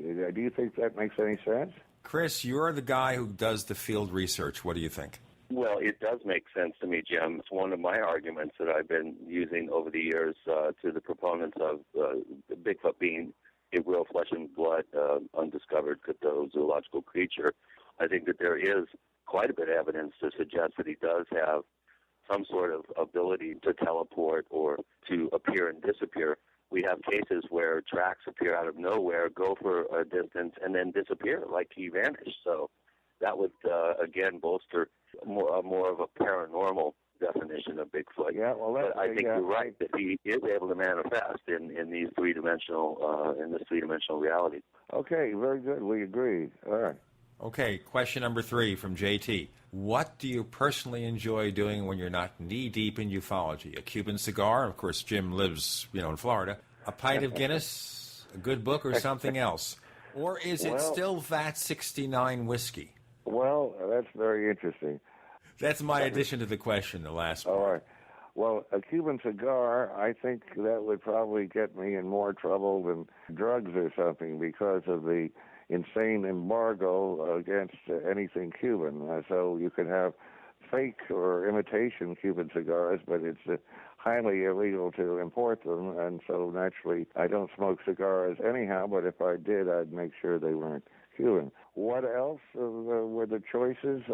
VAT 69, that's interesting. I used to drink VAT 69 scotch because the name, I guess we can't really explain this on the air, but the name has some kind of a sexual connotation that some people put to it.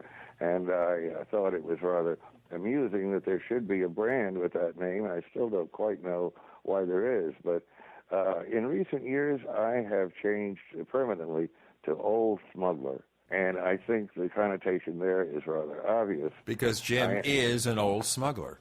Well, I was a young smuggler, and now I'm an old person who used to be a smuggler. I just always wish somebody would ask me, why do you drink that? And then I would tell them, but I hate to just, stop somebody on the street and say, do you know why I drink Old Smuggler? So very few people know about it. Well, someday I think we'll have Jim tell you about his archaeological digs. In any case, we've got more questions. We've got Sentry. Now, Sentry has an avatar that looks like the creature from Earth versus the Flying Saucers. And it's kind of funny because I mentioned that. Earth versus the Flying Saucers was a 1957 film, the special effects by a special effects wizard by the name of Ray Harryhausen. But what they did here, and this was the biggest embarrassment, they bought the rights to one of Major Kehoe's books.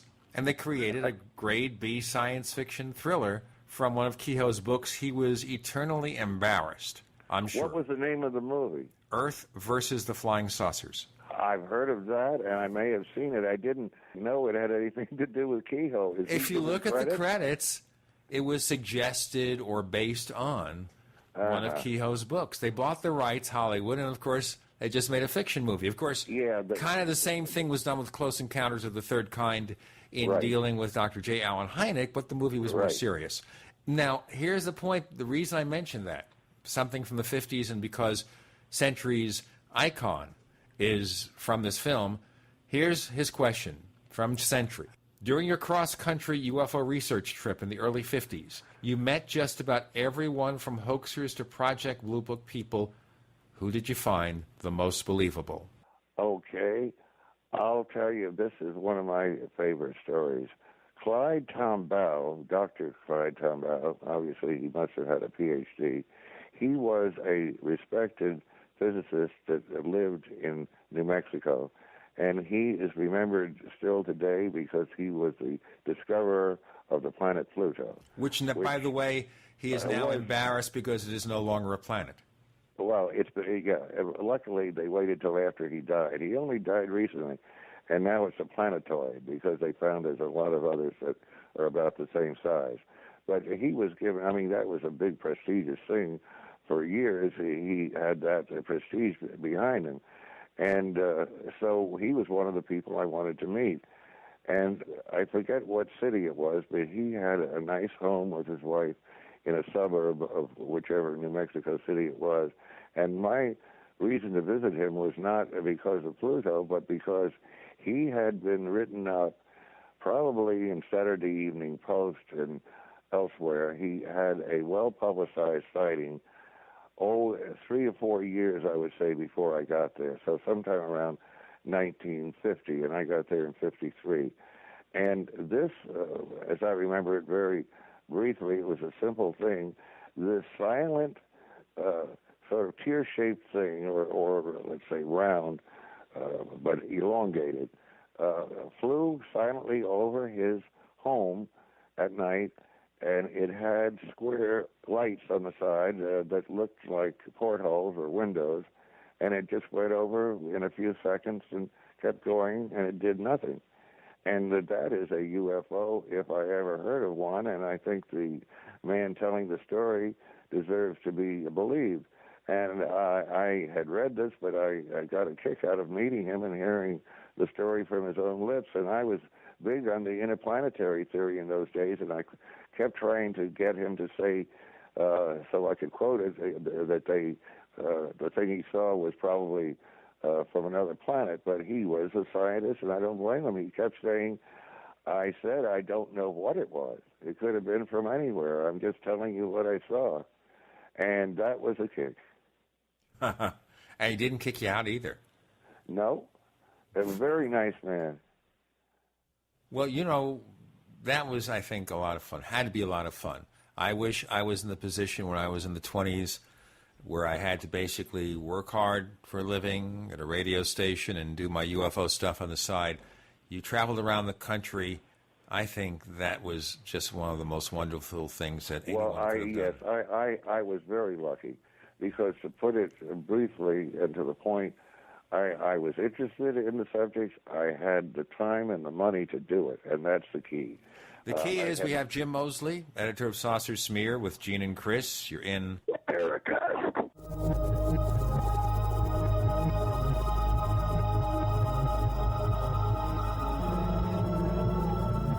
Are you tired of searching for great talk radio? Something more important. Search no more. We are the GCN Radio Network. Graphic Converter is the image manipulation tool for the rest of us. It does not use any database. You get full control of all your files. Want to view the images of a folder? Drag it into Graphic Converter, and a powerful browser opens up to show your image files. You could use it for slideshows. You could use it to import images from digital cameras or from scanners. Need to do some image editing? You can do that too in Graphic Converter. Also print catalogs. Convert from so many formats I can't even list them. Download now to see if Graphic Converter is good for you, like 1.5 million other users. Guess what? You could save money when you buy Graphic Converter. Use the coupon code Night Owl. Use the coupon code Night Owl to get a special price for Graphic Converter. Go to lemkesoft.com. That's Lemke soft.com. Lemkesoft.com. Lemke soft.com. Listeners, it's Jason Lewis, and now that the holidays have come and gone, it's time to get serious about our New Year's resolutions. For 2012, resolve to protect your most valuable asset, your family. Daily, we hear about all the crazy stuff happening around the world: unemployment, food shortages, natural disasters, just to name a few. For my preparation, I recommend WiseFoodStorage.com. WiseFoodStorage.com offers delicious ready-made meals like cheesy lasagna and savory stroganoff that are packaged for freshness in individual metal Mylar pouches and carry a 25-year shelf life. Visit WiseFoodStorage.com today to request a free entree sample. And for a limited time, enter the promo code LEWIS to get no-cost shipping on any order. That's WiseFoodStorage.com, or call 855-FOODWISE. That's 855-366-3947, and enter promo code LEWIS for a free sample and free shipping on any order. Peace of mind, the greatest gift you can give to the ones you love. Do you suffer from low-functioning adrenal or thyroid? Did you know that mercury from your dental fillings comes off of your teeth both as a vapor and as particles into your body? Wherever mercury deposits in your body, it stops cells from functioning normally. Animal studies show that mercury causes kidney function to drop by 60%. Mercury deposited into your adrenals or thyroid will cause a corresponding drop in function. The number one method by which your body detoxifies itself of mercury is glutathione. The number one superfood that helps turn on all 10 trillion cells of your body to produce glutathione is non-denatured whey protein from grass-fed cows. After investigating most high-end whey proteins on the market, only one is the most non-denatured, the most active, the most complete, and in our opinion, the most powerful in what nature originally put into the fresh raw whey. It is One World Whey. Call 888-988-3325. That's 888-988-3325. Or visit oneworldwhey.com. That's oneworld.com. Big Berkey water filters are in high demand. Storable foods are also in high demand. BigBerkeyWaterFilters.com has always kept our focus on the Berkey water filter products, but increasingly, our customers have been asking for storable foods. After months of research, BigBerkeyWaterFilters.com now offers great-tasting, long-lasting, storable foods. These ready-to-eat meals are packed in airtight nitrogen pouches. All you do is just add water, and because they're sealed so well, they come with a 25-year shelf life. Combine our Berkey water filters, which are powerful enough to purify treated, untreated, or even stagnant pond water with our storable foods, and you have a winning combination. Remember, we offer free shipping on every order over $50, and GCN listeners receive 5% off all ceramic filter systems. Visit BigBerkeyWaterFilters.com or call 877-99-BERKEY. That's BigBerkeyWaterFilters.com or call 877-99-BERKEY today. Hi, this is nuclear physicist lecturer Stanton Friedman. You are listening to the Paracast, the gold standard of paranormal radio. With Gene and Chris, we have Jim Moseley. We are answering your questions. Sent to the question bank over at forum.theparacast.com. We have Century's questions. There's more, just a few more, front and center. And we've got more to ask here. Okay, Jim, how have you been able to maintain friendships over the decades with people ranging from wild contactees to rabid debunkers? So, you were friendly with Phil Klass. You were friendly with Dr. Frank Strange as a contactee?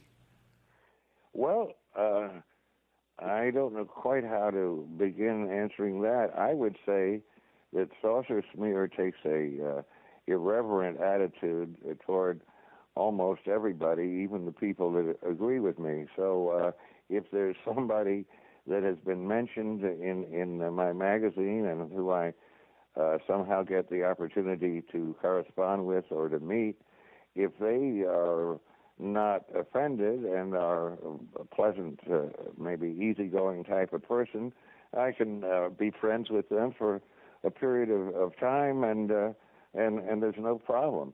I remember Frank Strange's is a very good example because his stuff was ridiculous. It was all biblical harangues of various sorts, and I never read a word that he wrote.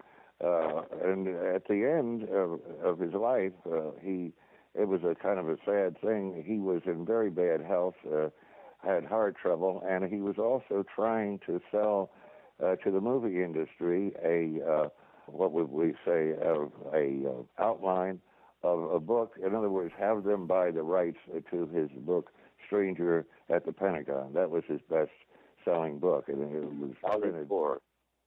Huh? Val Thor.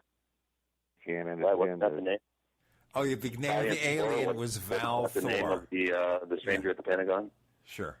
Val Thor. Valiant Thor. I'm sorry, I can't hardly understand that phone. But yeah, it's pretty bad, but thanks for hanging with me. But Val Thor, and off the subject, just a few months before he died, he sent me 3 posters, roughly a yard square, color posters of Val Thor's ship. And it's a round ship. I guess it has only 1 floor. And it shows the crew's quarters, Val Thor's quarters, the library, this room, that room.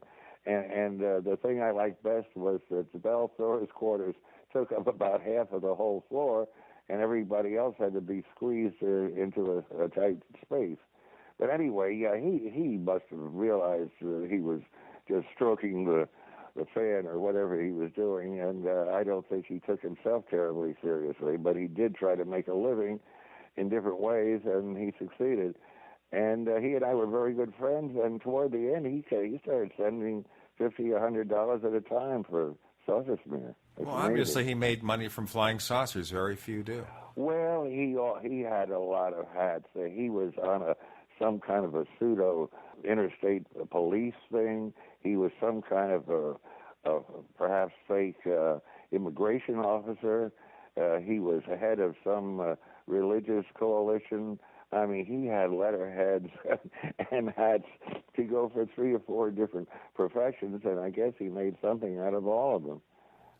There you go. Another question from Century. What nonsense has been attached or blamed on flying saucers besides pitted windshields? I guess he's looking for the really crazy conventional explanations. Pitted windshields happens to be a different subject, but it did get sucked into the saucer syndrome back in the early 50s. And that was windshields of cars and also television screens that suddenly would just pop out and end up with zillions of tiny cracks so that, you could throw the whole thing away. And flying saucers were, for whatever reason, connected with this, but this is one of the sub-mysteries that was properly solved within a couple of years, and it was a question of tension on the edges of not circular, but curved glass. And you have curved glass in a windshield or a TV set. And eventually, under whatever conditions, the strain on the edges becomes too much, and it explodes like that all of a sudden. I had it happen to my TV set, and when I was living up in New Jersey. And the repairman that came, you don't get that anymore, but he came, and he said somebody threw something at this. And I said, no, they didn't. I live alone, and nobody threw anything. And I was pissed off because he was making a point of it. And maybe 6 months or a year later, the same thing happened, and strangely, the same guy came, and he apologized because in the meantime he had found out how these things happen. And now you know, ladies and gentlemen, the rest of the story. We've got more questions for Jim. Believe it or not, we're not running out of questions here. And this was only posted a few hours before we did the recording session. Okay. That's amazing, yes. How do you think UFOs should be studied, and who's come the closest to, quote, getting it right? Well, probably nobody as far as I'm concerned. Yeah, well, they should be studied in a totally different way that they never have been studied. The closest was the Condon Committee. Their report came out in, 69 or something? I'm not sure the exact year. But they were biased, and they did everything wrong, and it was underfunded for a proper investigation, and the whole thing was, in the long run, useless.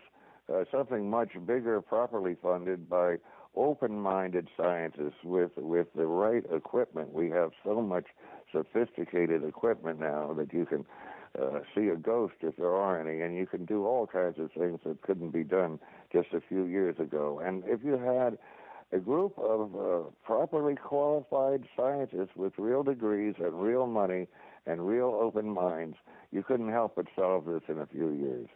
But do you think it's possible, and this is not the question that was asked, but I'll pose it, that maybe some people in the government have already done that? No, not on that scale. No, we talked about it, I think, on the air once. Dr. Alexander's book pretty well convinced me otherwise. He and a small group of insiders went around at a certain period of time to speak to the higher-ups in many different branches of government, and what they came out with was there was no branch. Everybody said, yeah, there probably is a secret saucer investigation, but it's not us. It's got to be somebody else. And everybody said that. So the final verdict was there wasn't any such thing, and that it's told in much better detail. But I believe that. I really don't think there is anything that big going on. It would have to be greatly funded. Now, there is a huge black budget every year, and you could hide almost anything there, but I just don't think it's happening. All right, I'm going to ask a question that maybe you can't answer. Maybe there is a security clearance involved in this question, but let's ask it, okay? Okay, are you ready for this? What ready. Government agencies or officers receive saucer smear? I don't know. Good question. No, I'll tell you. The only one I can think of offhand, and this will kill you, Kevin Randall. I take it back. I kicked him off the list a couple of years ago, but because he wouldn't pay and he had a bad attitude, so he doesn't get it. He's the only one offhand that I can think of who is definitely a government person. But I'm sure there must be a few others. The key to being a spy is not to let people know who you are. So if a government agent wanted to get on the list, I don't think it would be very difficult. They wouldn't have to use their rank and serial number. They just write in as a person and send some money, and they're on the list. In fact, if they send money, it doesn't matter who they are. Yeah, I really have no feeling against government agents. I just got into a little personality thing there with Randall. Maybe we should kiss and make up on the show that you have him on. Well, Jim, I'm curious. How does Kevin Randall fit into that question? I realize he is he is an intelligence agent, among other things. He says so right on the back cover of this book. He was a intelligence officer in either Iraq or Afghanistan. I think Iraq. Yeah, I do remember that he was in the Army. I didn't realize he was in intelligence. Yeah. So was Bill Moore's sidekick, Doty. What was Doty's first name? Richard Doty. I'll tell you, we don't want to get into the Richard Doty. Forget Doty. Richard Doty. We have Jim Moseley. But Richard Doty might come on the show eventually, although not in our lifetimes. You're with Gene and Chris. You're in the GCN Radio Network, providing the world with hard-hitting talk radio. GCN. Great talk radio starts here. Hi, this is Ted Anderson. If you own an Apple iPhone and love to listen to your favorite programs on GCN, I've got good news for you. I'm proud to announce that GCN has a brand new iPhone app available for our dedicated listeners at GCNlive.com. Listen to your favorite hard-hitting GCN programs live or on demand right on your iPhone. And the best part? The GCN iPhone app can be yours absolutely free. Download the iPhone app today by clicking on the banner at GCNlive.com. Again, that's GCNlive.com. Hi, this is Ted Anderson. Have you ever wondered why banks, stockbrokers, investment advisors won't talk about gold IRAs? They've been available since 1986, yet the financial industry won't recognize the value of gold for your retirement. Gold has outperformed paper investments, yet no word about IRAs. If you would like to have gold for your retirement, call 800-686-2237. Don't get left behind by rising inflation and low returns. Call 800-686-2237. Secure your future and call 1-800-686-2237.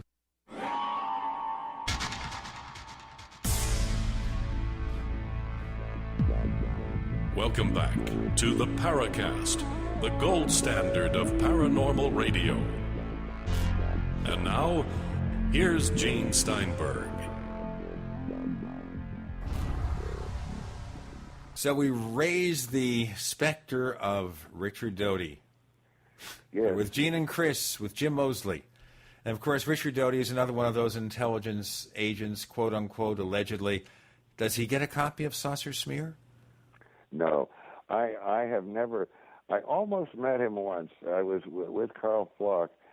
Doty lives in New Mexico, as Flock did, and we went out for a long drive one time, and we went right through the town where Doty lived. He was out of the service then and was a state trooper, which is kind of funny because that shows he couldn't have been up too high in the government, I don't think, but then again, who knows? Anyway, he was not home that day, and I've talked to him on the phone a couple of times. I think he knows much less than I do about saucers, and that's pretty bad. So basically you think he's just making it all up, right? Well, he just... the worst thing, is way off this subject, but he and Moore really persecuted that poor guy, Benowitz. And that was cruel what they did. They literally drove him insane, and he went to the nut house. I don't know if he died in the nut house, but I mean, they were just playing with his mind. I mean, those. The more I think about it, and I hate to say this, Bill Moore is not a positive force in the UFO field. He did the book on the Philadelphia experiment, which is the craziest concept I've ever heard. He did the book on Roswell that started the whole nonsense here, and he also introduced the world to MJ-12. And I don't think he's done. I don't think any of those three things have done the field any good. All right. Here. Areas where none of us disagree.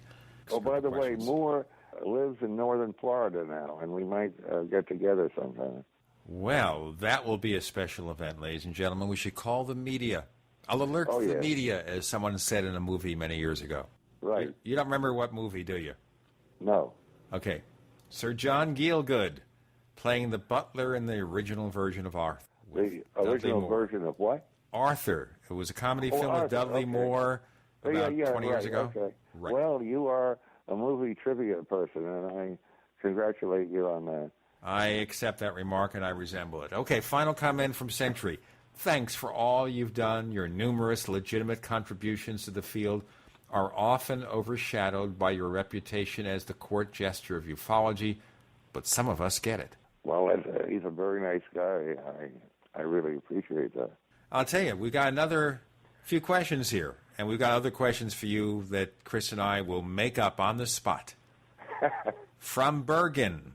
And that's not the county in New Jersey. It's just one of our particular members in our forum, and his avatar says it's a conspiracy. You know, believe? That's what it says. So what David Hatcher Childress' leering face on it.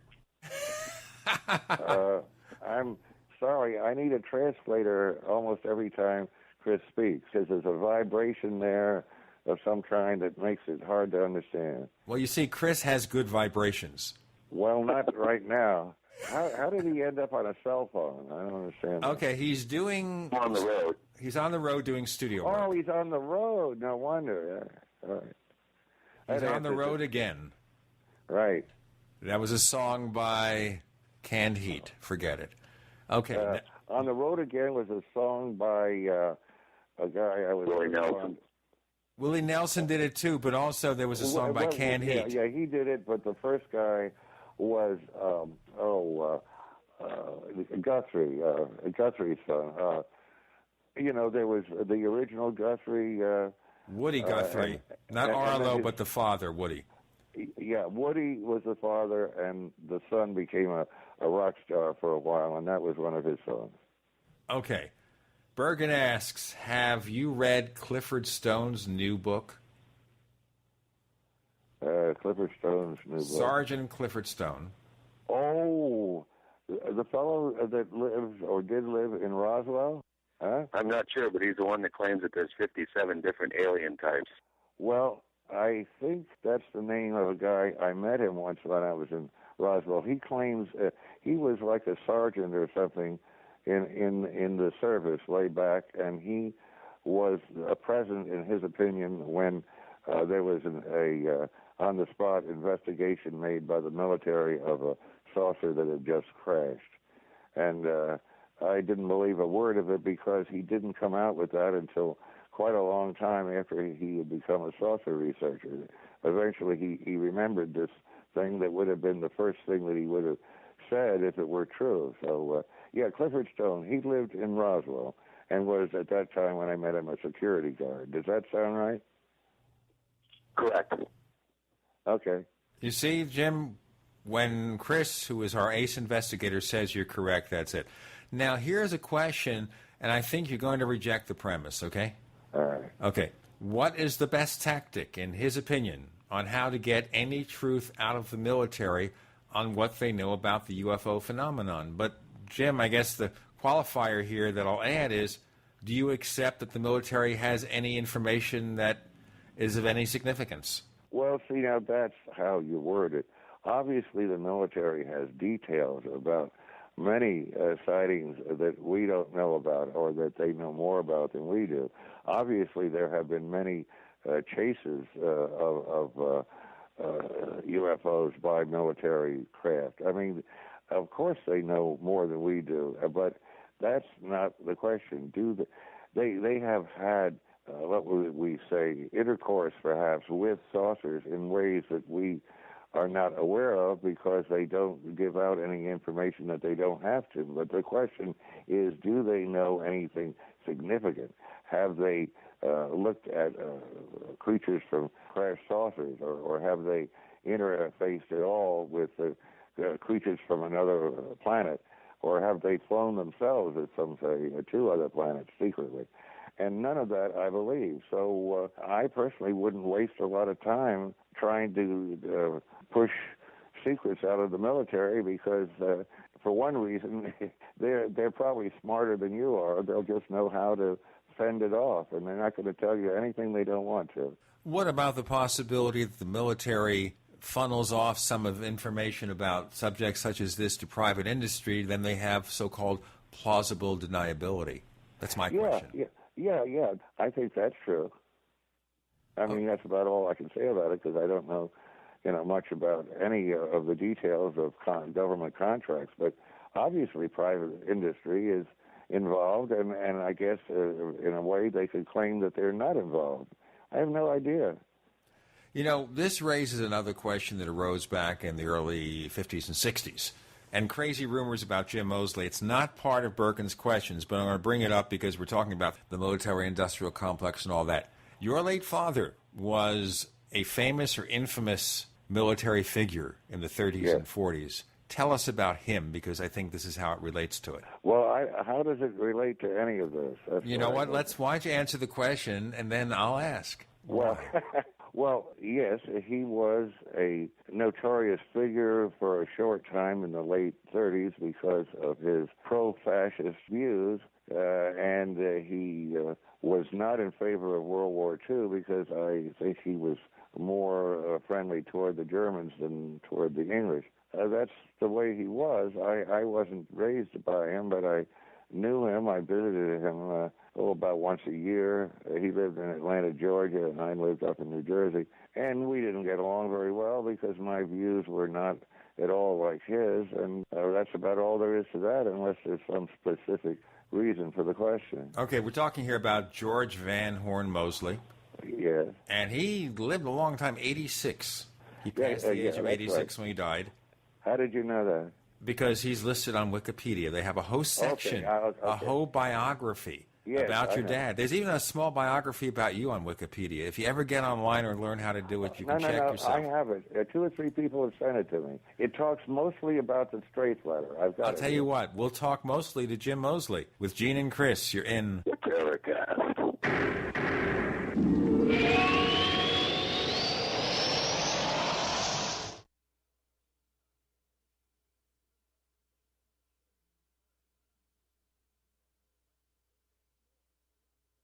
Are you ready to order the official Paracast t-shirt? You asked, we answered. We're now taking orders for the official Paracast t-shirt. It comes in white, 100% cotton. The front of it features the same logo that we have on our community forums. On the back it says, separating signal from noise. To order the official Paracast t-shirt, here's all you have to do. Visit our new online store at store.theparacast.com. One more time, that's store.theparacast.com. You can use a major credit card to place your order for the official Paracast t-shirt. Hey neighbors, we have one more thing to talk about, and that's more merchandise at the official Paracast store. We have hats, we have jackets, we even have a flip video camcorder customized with the Paracast logo at the official Paracast store. It's all now available at the official Paracast store, store.theparacast.com.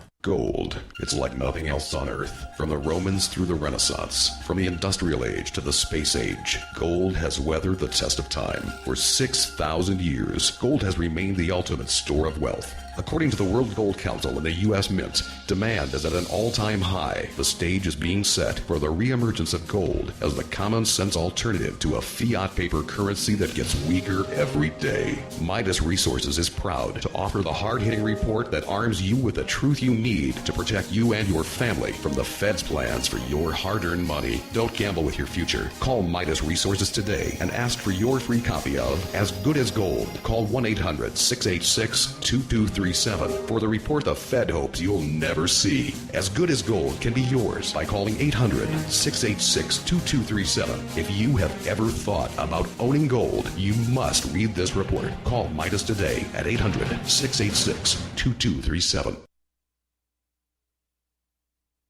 Ready to save while getting prepared? Then you're ready for the winter sale at 21stCenturyGoods.com. Take advantage of the incredible savings on all items at 21stCenturyGoods.com. Portable AM, FM, and shortwave radios from $19.95. American Red Cross emergency radios and Cato radios from $28.95. Solar lanterns from $22.95. Solar flashlights, 2 for $16.95. Hand crank LED hurricane lanterns and flashlights from $8.95. Be sure to check out the flexible solar panels to power your emergency and survival gear. Every order over $75 will receive a solar-powered flashlight absolutely free. So get prepared this winter by visiting 21stCenturyGoods.com. Spelled the number 2, the number 1, ST, CenturyGoods.com. 21stCenturyGoods.com. Or call 866-999-8422. That's 866-999-8422. 21stCenturyGoods.com. Power up your survival.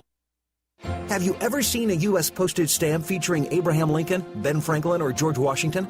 If you're into stamp collecting, you know it's a fun, affordable hobby. America's leading stamp dealer is the Mystic Stamp Company, and they want you to have their free 140-page color catalog. Go to MysticStampAd.com, the website of the Mystic Stamp Company, serving stamp collectors since 1923. Mystic Stamp is well known in the industry for its experience, superior customer service, and an A+ rating with the Better Business Bureau. Go to MysticStampAd.com to request your free 140-page U.S. stamp color catalog, packed with collecting tips, special offers, color photos, and over 4,600 available stamps. Call 800-433-7811 or go to MysticStampAd.com. That's 800-433-7811 and ask for your free U.S. stamp catalog or MysticStampAd.com. Mystic Stamp Company, America's leading stamp dealer.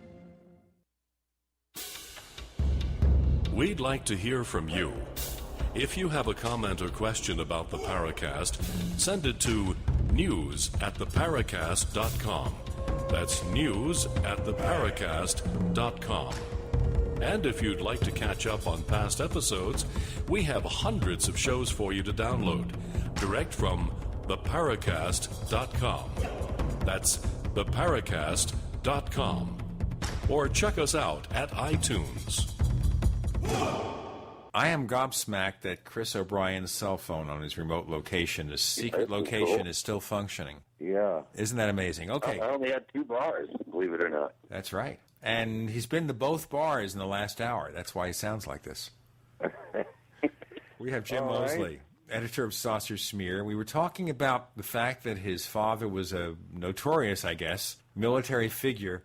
And the reason we mention that is because people say, all right, Jim Moseley has no obvious means of employment. And back in the 50s and 60s, they used the fact that you had a father who was a famous military figure saying that Jim Moseley, therefore, must be a secret military agent. Well, there's different things here. I inherited a lot of money from my mother, not from my father. I inherited $100 from my father, and that didn't last too long. Well, I did better with my father, and he wasn't a famous military figure. But I'll tell you something that's very interesting. General MacArthur is known to have made several public statements having to do with interplanetary war. And I think you probably know this. Basically saying that the only way to get the human race to get along with each other is if we were threatened from an outside force. You're familiar with that, right? That's almost similar to something that President Reagan said a number of years later. Yes. That's exactly true.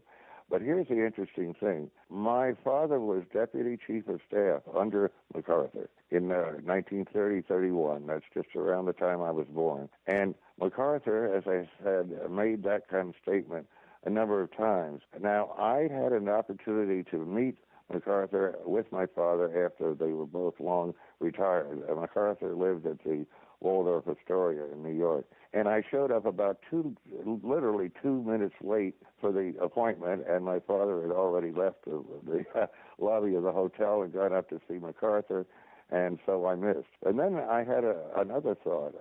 I guess by then my father had died. I could have interviewed MacArthur just as a person at random that happened to be General Moseley's son, and in other words, not mentioning saucers at all.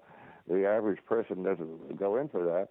Just meet him, to say hello and have an interview, and then say, oh, by the way, and then if there was a story there, which I doubt, I think he just was on a kick, like Reagan. But if there was a story there, I would have had a exclusive, and I missed out on that too. By the time I wanted to do it, he was quite ill, and I never did meet him. Parenthetically, are there other interviews you wish you could have done? Well, of course, everybody would say that, but I mean, without going into the egotistical details, I spent at least a half hour alone talking to General Eisenhower before he was president.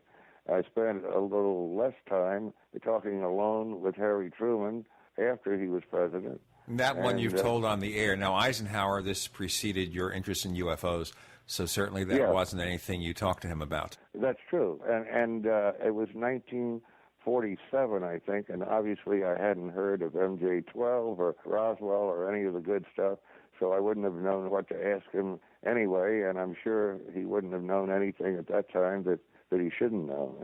Of course, you didn't know when he, of course, had the alleged toothache and went to the secret military base and saw the UFOs. I could have asked him about that.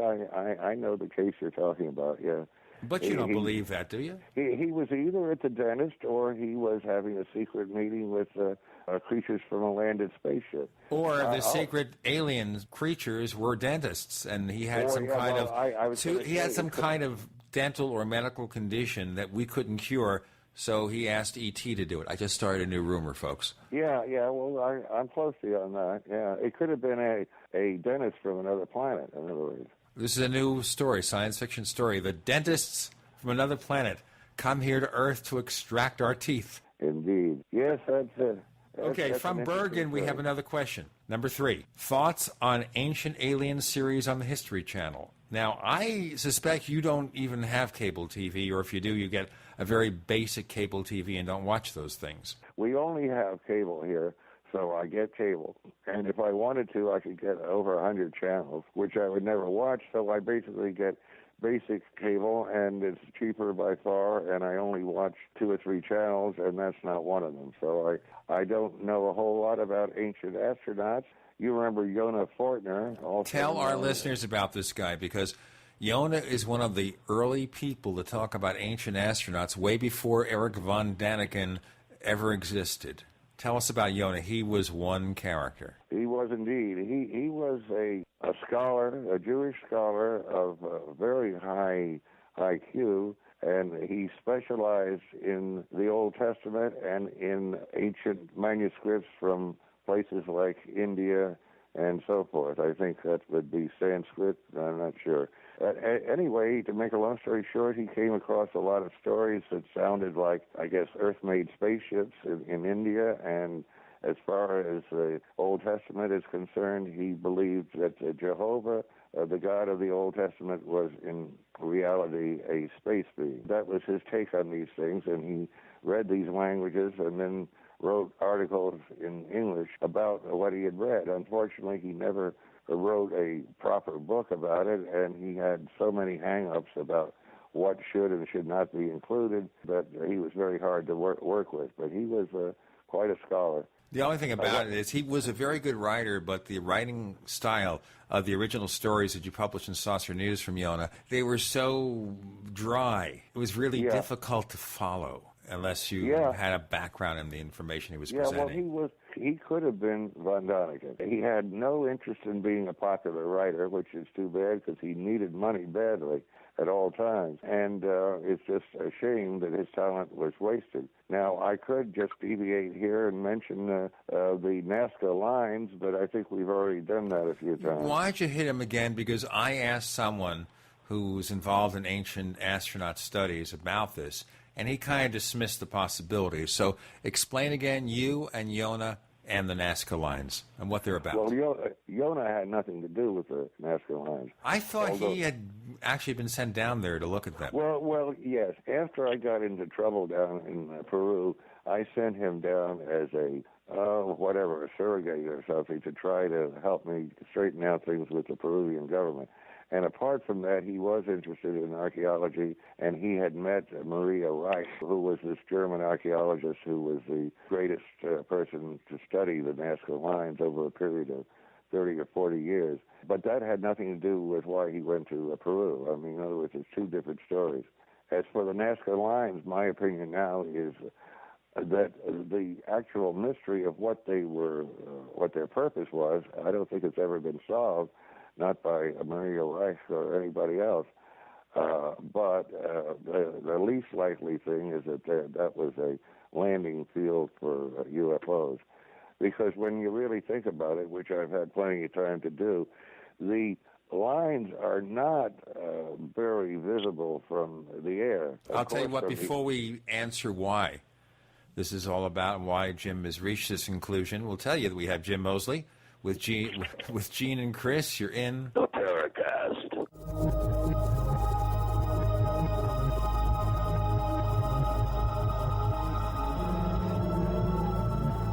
America's #1 source for independent talk radio for over a decade. We are the GCN Radio Network. Graphic Converter is the image manipulation tool for the rest of us. It does not use any database. You get full control of all your files. Want to view the images of a folder? Drag it into Graphic Converter, and a powerful browser opens up to show your image files. You could use it for slideshows. You could use it to import images from digital cameras or from scanners. Need to do some image editing? You can do that too in Graphic Converter. Also print catalogs. Convert from so many formats I can't even list them. Download now to see if Graphic Converter is good for you, like 1.5 million other users. Guess what? You could save money when you buy Graphic Converter. Use the coupon code Night Owl. Use the coupon code Night Owl to get a special price for Graphic Converter. Go to lemkesoft.com. That's LEMKEsoft.com. Lemkesoft.com. LEMKEsoft.com. We all know that Berkey Water Purification Systems are the most trusted name in water filtration. As an authorized Berkey dealer for over 6 years and serving thousands of satisfied customers, the Berkey Guy offers amazing specials for Berkey water filtration systems. The Berkey Light systems include a set of self-sterilizing and recleanable black purification elements that purify water by removing chlorine, pathogenic bacteria, cysts, and parasites to non-detectable levels and remove harmful chemicals such as herbicides and pesticides. Order the Berkey Light system today, complete with 2 black Berkey elements for only $231, and the Berkey Guy will ship your order free of charge. With the purchase of a Berkey Light, the Berkey Guy is also offering a set of fluoride and arsenic filters for only $39.99. That's over 30% off the retail price. Call the Berkey Guy at 1-877-886-3653. That's 1-877-886-3653. Or order online at goberkey.com. That's goberkey.com today. Emergency preparedness plans must include a fast way to start a fire.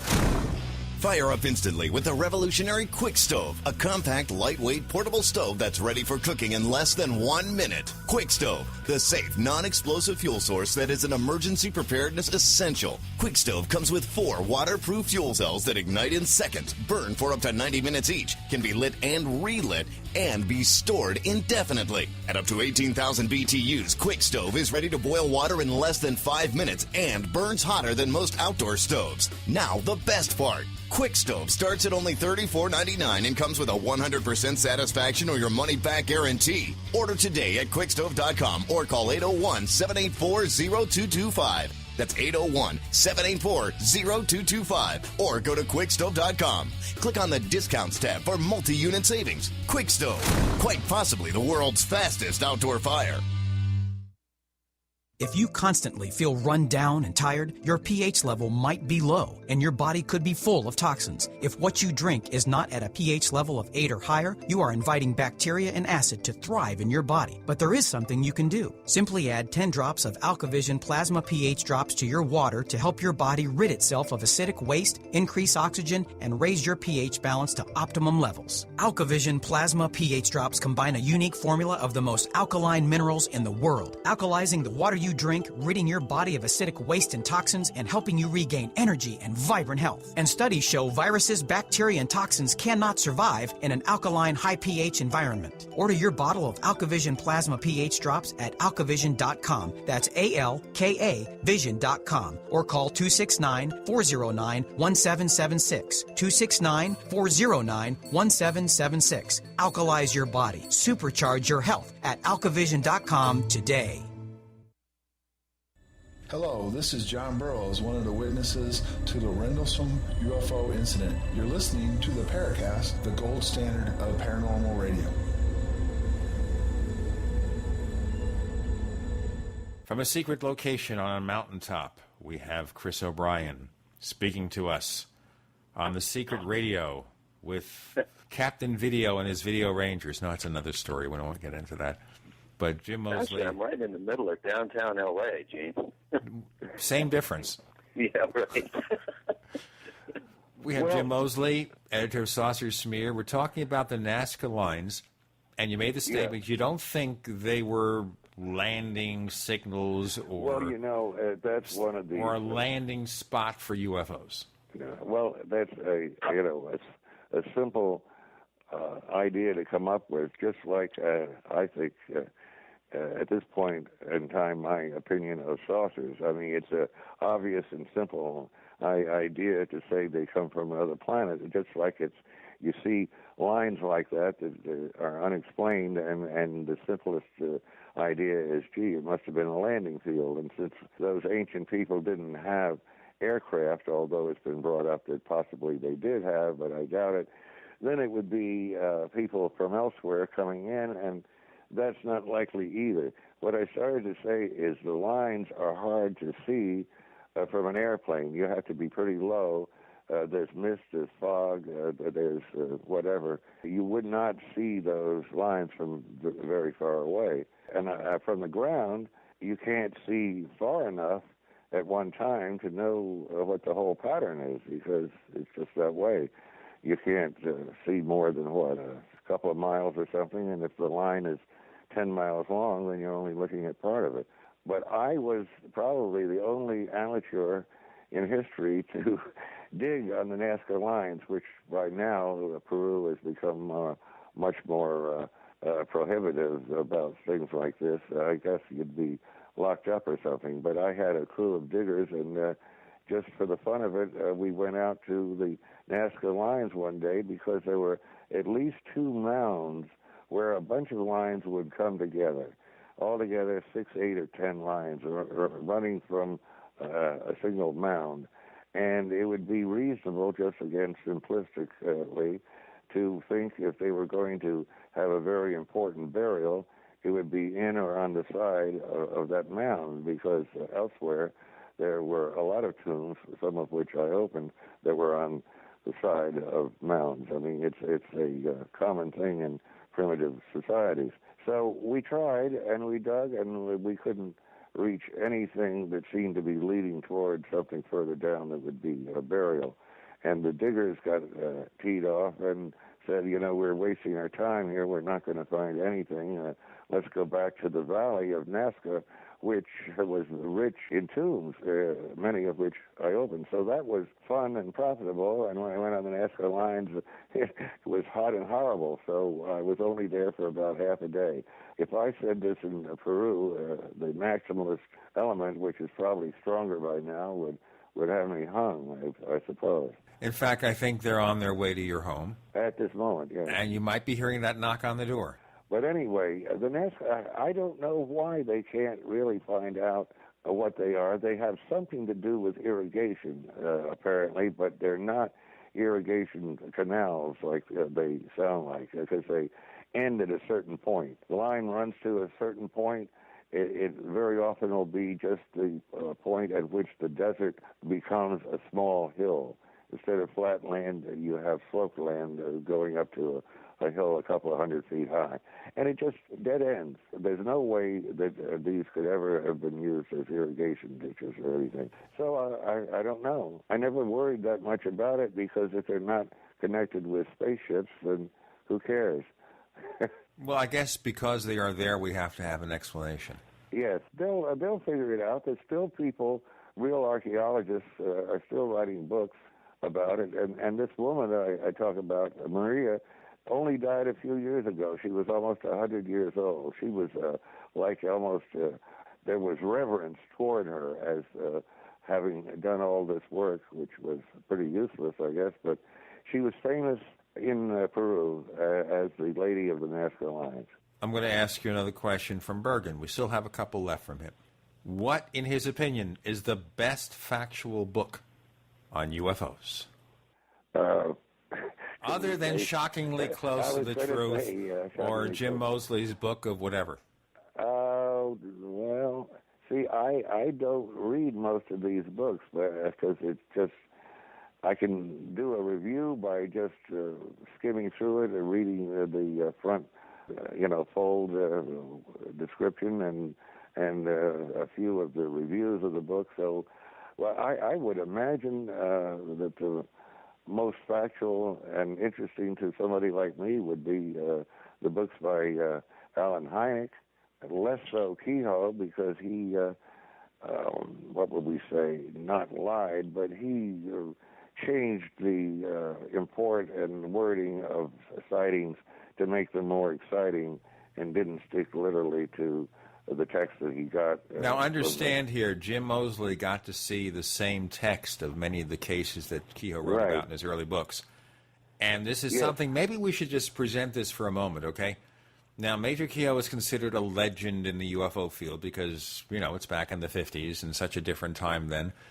And you're saying here then that he took these basic cases that you saw and embellished the details? I would assume so, and I can't really prove that, but I do know this. He was interested in the cases that the Air Force's Project Blue Book had investigated, and this was just for a short period of time, and I think in the early 50s.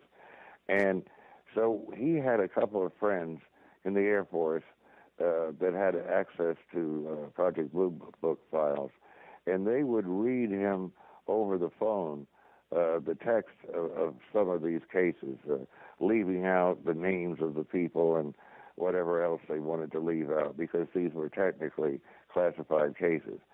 I just happened to, I guess I've been very, very lucky in a lot of things in my life, in ways that are far more important than this. But one time I went to the Pentagon. I guess I called first, and when I called, they said, "Oh, yeah, come on in, and we'll show you the Blue Book files." And they did. They sat me down at a typewriter. There was no internet in those days, and I came in 2 or 3 different afternoons and sat and typed anything I wanted from any of the Blue Book files. Obviously, I only typed the cases that were the most exciting. And when Kehoe found this out, he went ballistic. And basically, he caused them to be reclassified. I'm the only one that was ever able to do so, to do what I did, because he, as a great seeker of truth, made sure that that never happened again, okay? Okay, but you're saying here that he embellished some details in what fashion? I would think so, but I'm not exactly sure of that. It was so... how can I put it? He was a professional writer, and without embellishing, he could rewrite these cases to make them slightly more interesting and coherent than they might be in the Blue Book files. It was just written by some guy, you know, that was not a professional writer. Now, the way Kehoe wrote his books, by the way, it was all like a detective novel where 90% of the text is quotes, people talking to one another. And either Major Kehoe had a photographic memory like the person on the TV show Unforgettable, or he took very copious notes, or he was, you know, expert at dictation, or he embellished. Yeah, I don't think it would be unreasonable to just assume that he embellished. And I mean, he certainly isn't the only professional writer that does that or has done it. I'd like to think that Shockingly Close to the Truth is so close to the truth that you can't tell the difference, but I'm not sure. And the problem with Jim is that Shockingly Close to the Truth, Jim probably can't tell where a fact ends and fiction or fact fiction begins. We have Jim Moseley, editor of Saucer Smear. You're on with Gene and Chris, and there's one reason for that. It's because you're in the Paracast.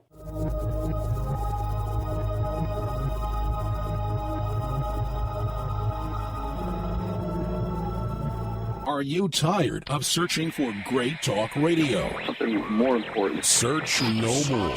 We are the GCN Radio Network. Is there a secret UFO agenda? Do strange creatures from the darkest corners of the mind roam the earth? Is there evidence for mind control, time travel, or devious government conspiracies? Find out the inside scoop on the latest conspiracies, paranormal activity, and Fortean phenomena when you subscribe to Tim Beckley's Conspiracy Journal. It's jam-packed with stories, special book and DVD promotions, and the best news, it's absolutely free, sent right to your mailbox. Plus, a bonus free email newsletter sent out every Friday. Simply send an email with your name and address to Mr. UFO at webtv.net.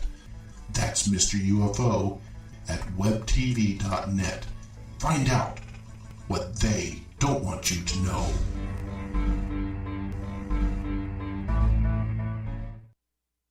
If you're taking 1, 2, 5, or more nutritional supplements, please stop.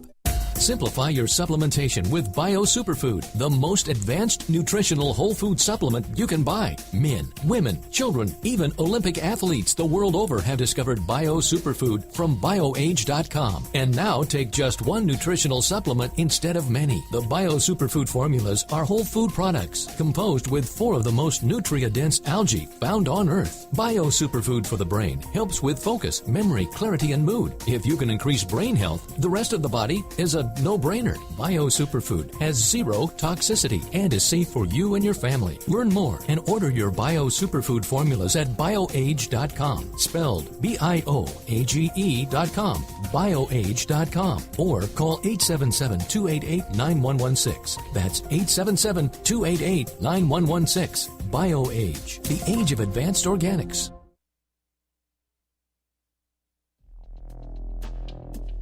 Folks, have you lost your power and wanted to simply flip a switch to get the lights back on? If so, this is going to be the most important message you'll ever hear, because there's never been a better time to get ready for the winter power outages ahead. Here's why. Solar-powered generators are now available from our friends at Solutions from Science, one of our oldest sponsors. Their emergency backup systems provide life-saving electrical power when you need it most. Unlike gas generators, a solar generator runs quietly, emits no fumes, and produces electricity from the sun. It's like having an electric power plant running quietly in your own home. Whether it's ice storms, brownouts, or blackouts, you'll never have to suffer through painful power outages again. When the power goes out this winter, you'll be ready with a solar-powered generator from Solutions from Science. Go to mysolarbackup.com for more information. That's mysolarbackup.com or call 877-327-0365. Big Berkey water filters are in high demand. Storable foods are also in high demand. BigBerkeyWaterFilters.com has always kept our focus on the Berkey water filter products, but increasingly, our customers have been asking for storable foods. After months of research, BigBerkeyWaterFilters.com now offers great-tasting, long-lasting, storable foods. These ready-to-eat meals are packed in airtight nitrogen pouches. All you do is just add water, and because they're sealed so well, they come with a 25-year shelf life. Combine our Berkey water filters, which are powerful enough to purify treated, untreated, or even stagnant pond water with our storable foods, and you have a winning combination. Remember, we offer free shipping on every order over $50, and GCN listeners receive 5% off all ceramic filter systems. Visit BigBerkeyWaterFilters.com or call 877-99-BERKEY. That's BigBerkeyWaterFilters.com or call 877-99-BERKEY today. Hi, this is Nick Pope. You're listening to the Paracast. I am gobsmacked that Chris O'Brien's top secret communicator is still functioning. I just got a low battery signal, so we've got a couple of minutes. Okay, so if Chris disappears, it's not because he was beamed up to the Enterprise. Okay. Oh, darn. Okay, we have Jim Moseley. We're picked off at a guest. And we're answering your questions, ladies and gentlemen. Jim? Yes. You have something else you'd like to say about Kehoe before we leave the subject? Just that we were rivals, which was one reason we didn't get along, but I think my basic point against him was legitimate. He chose to believe that the Air Force had more secrets than they probably ever had, and that if we could just pry this information out of the Air Force, we'd have the answer to the saucer mystery.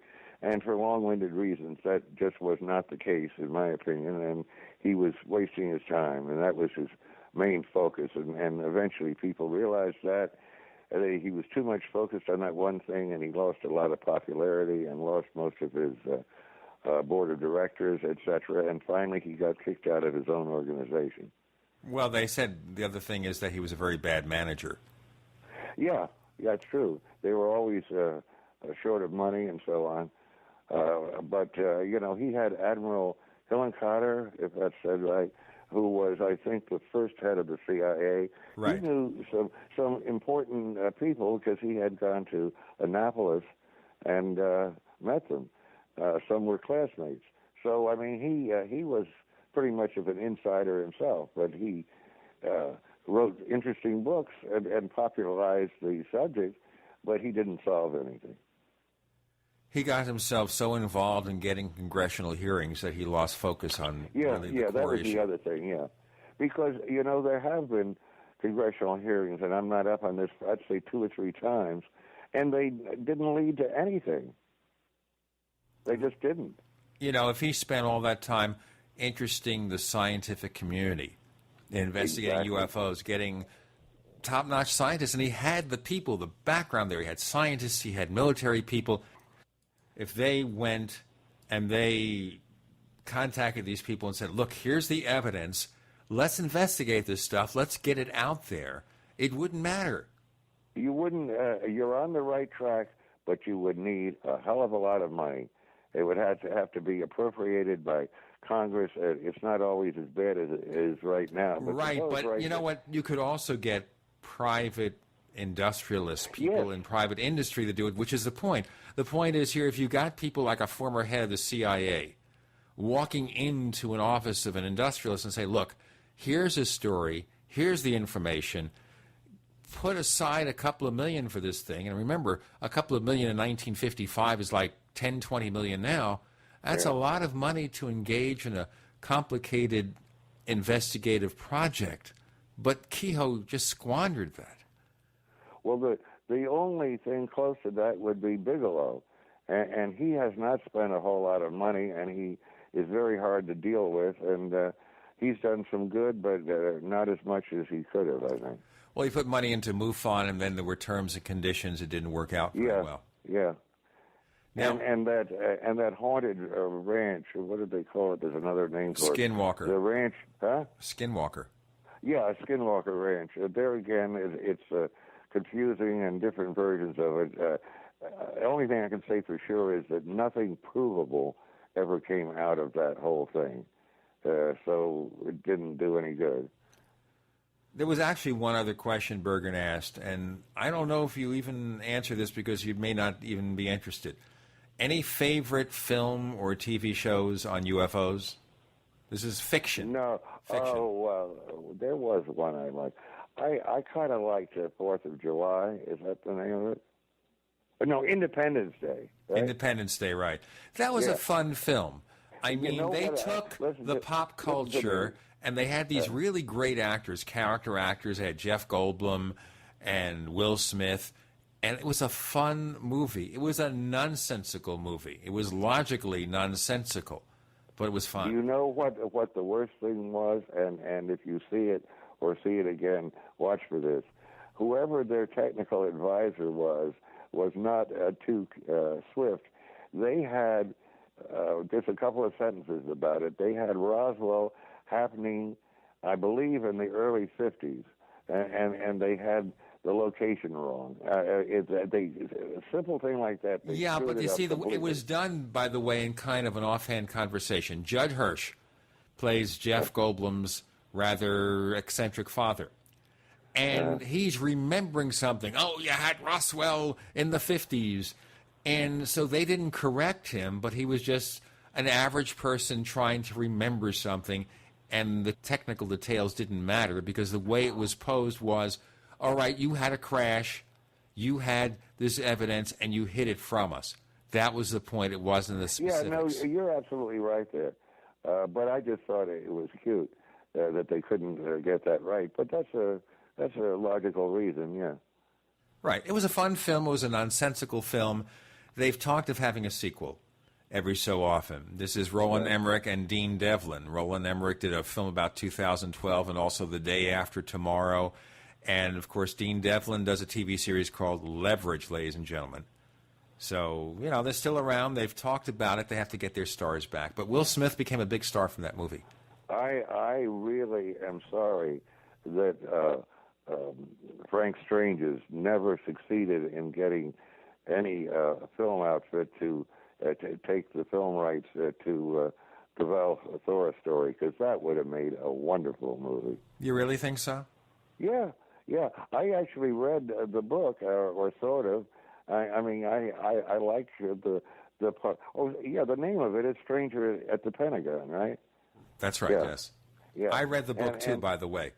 Yeah. In those days, I read every book. Now I read some of the books. Well, if I had read every book on saucers, I would be blind, among other things, because there's been probably several hundred by now.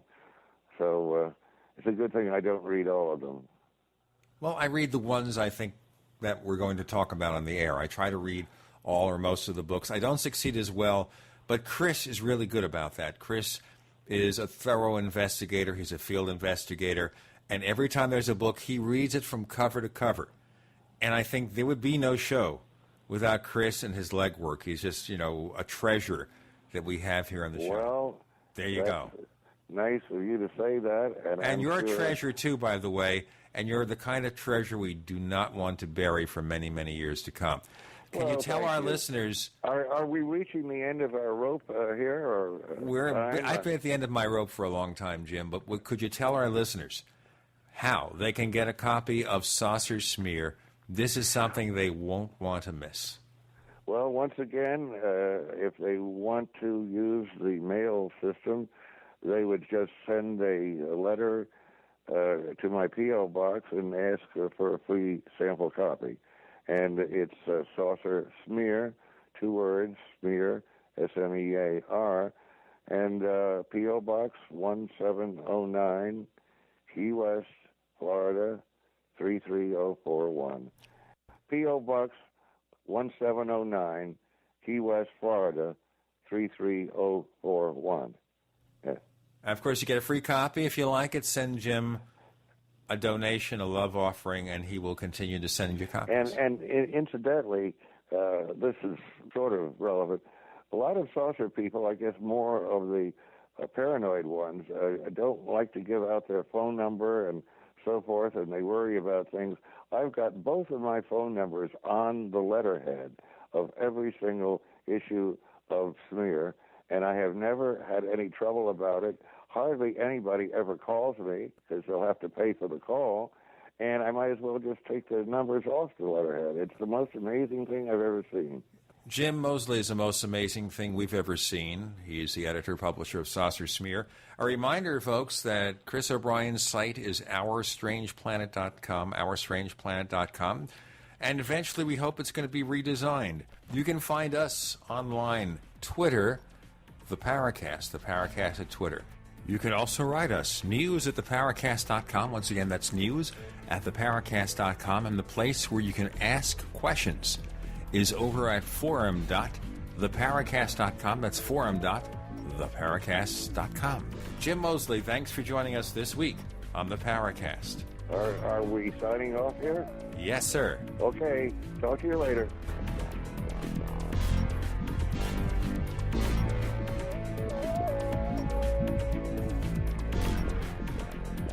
The Paracast, featuring Gene Steinberg and Christopher O'Brien, is a copyrighted presentation of Making the Impossible, Incorporated.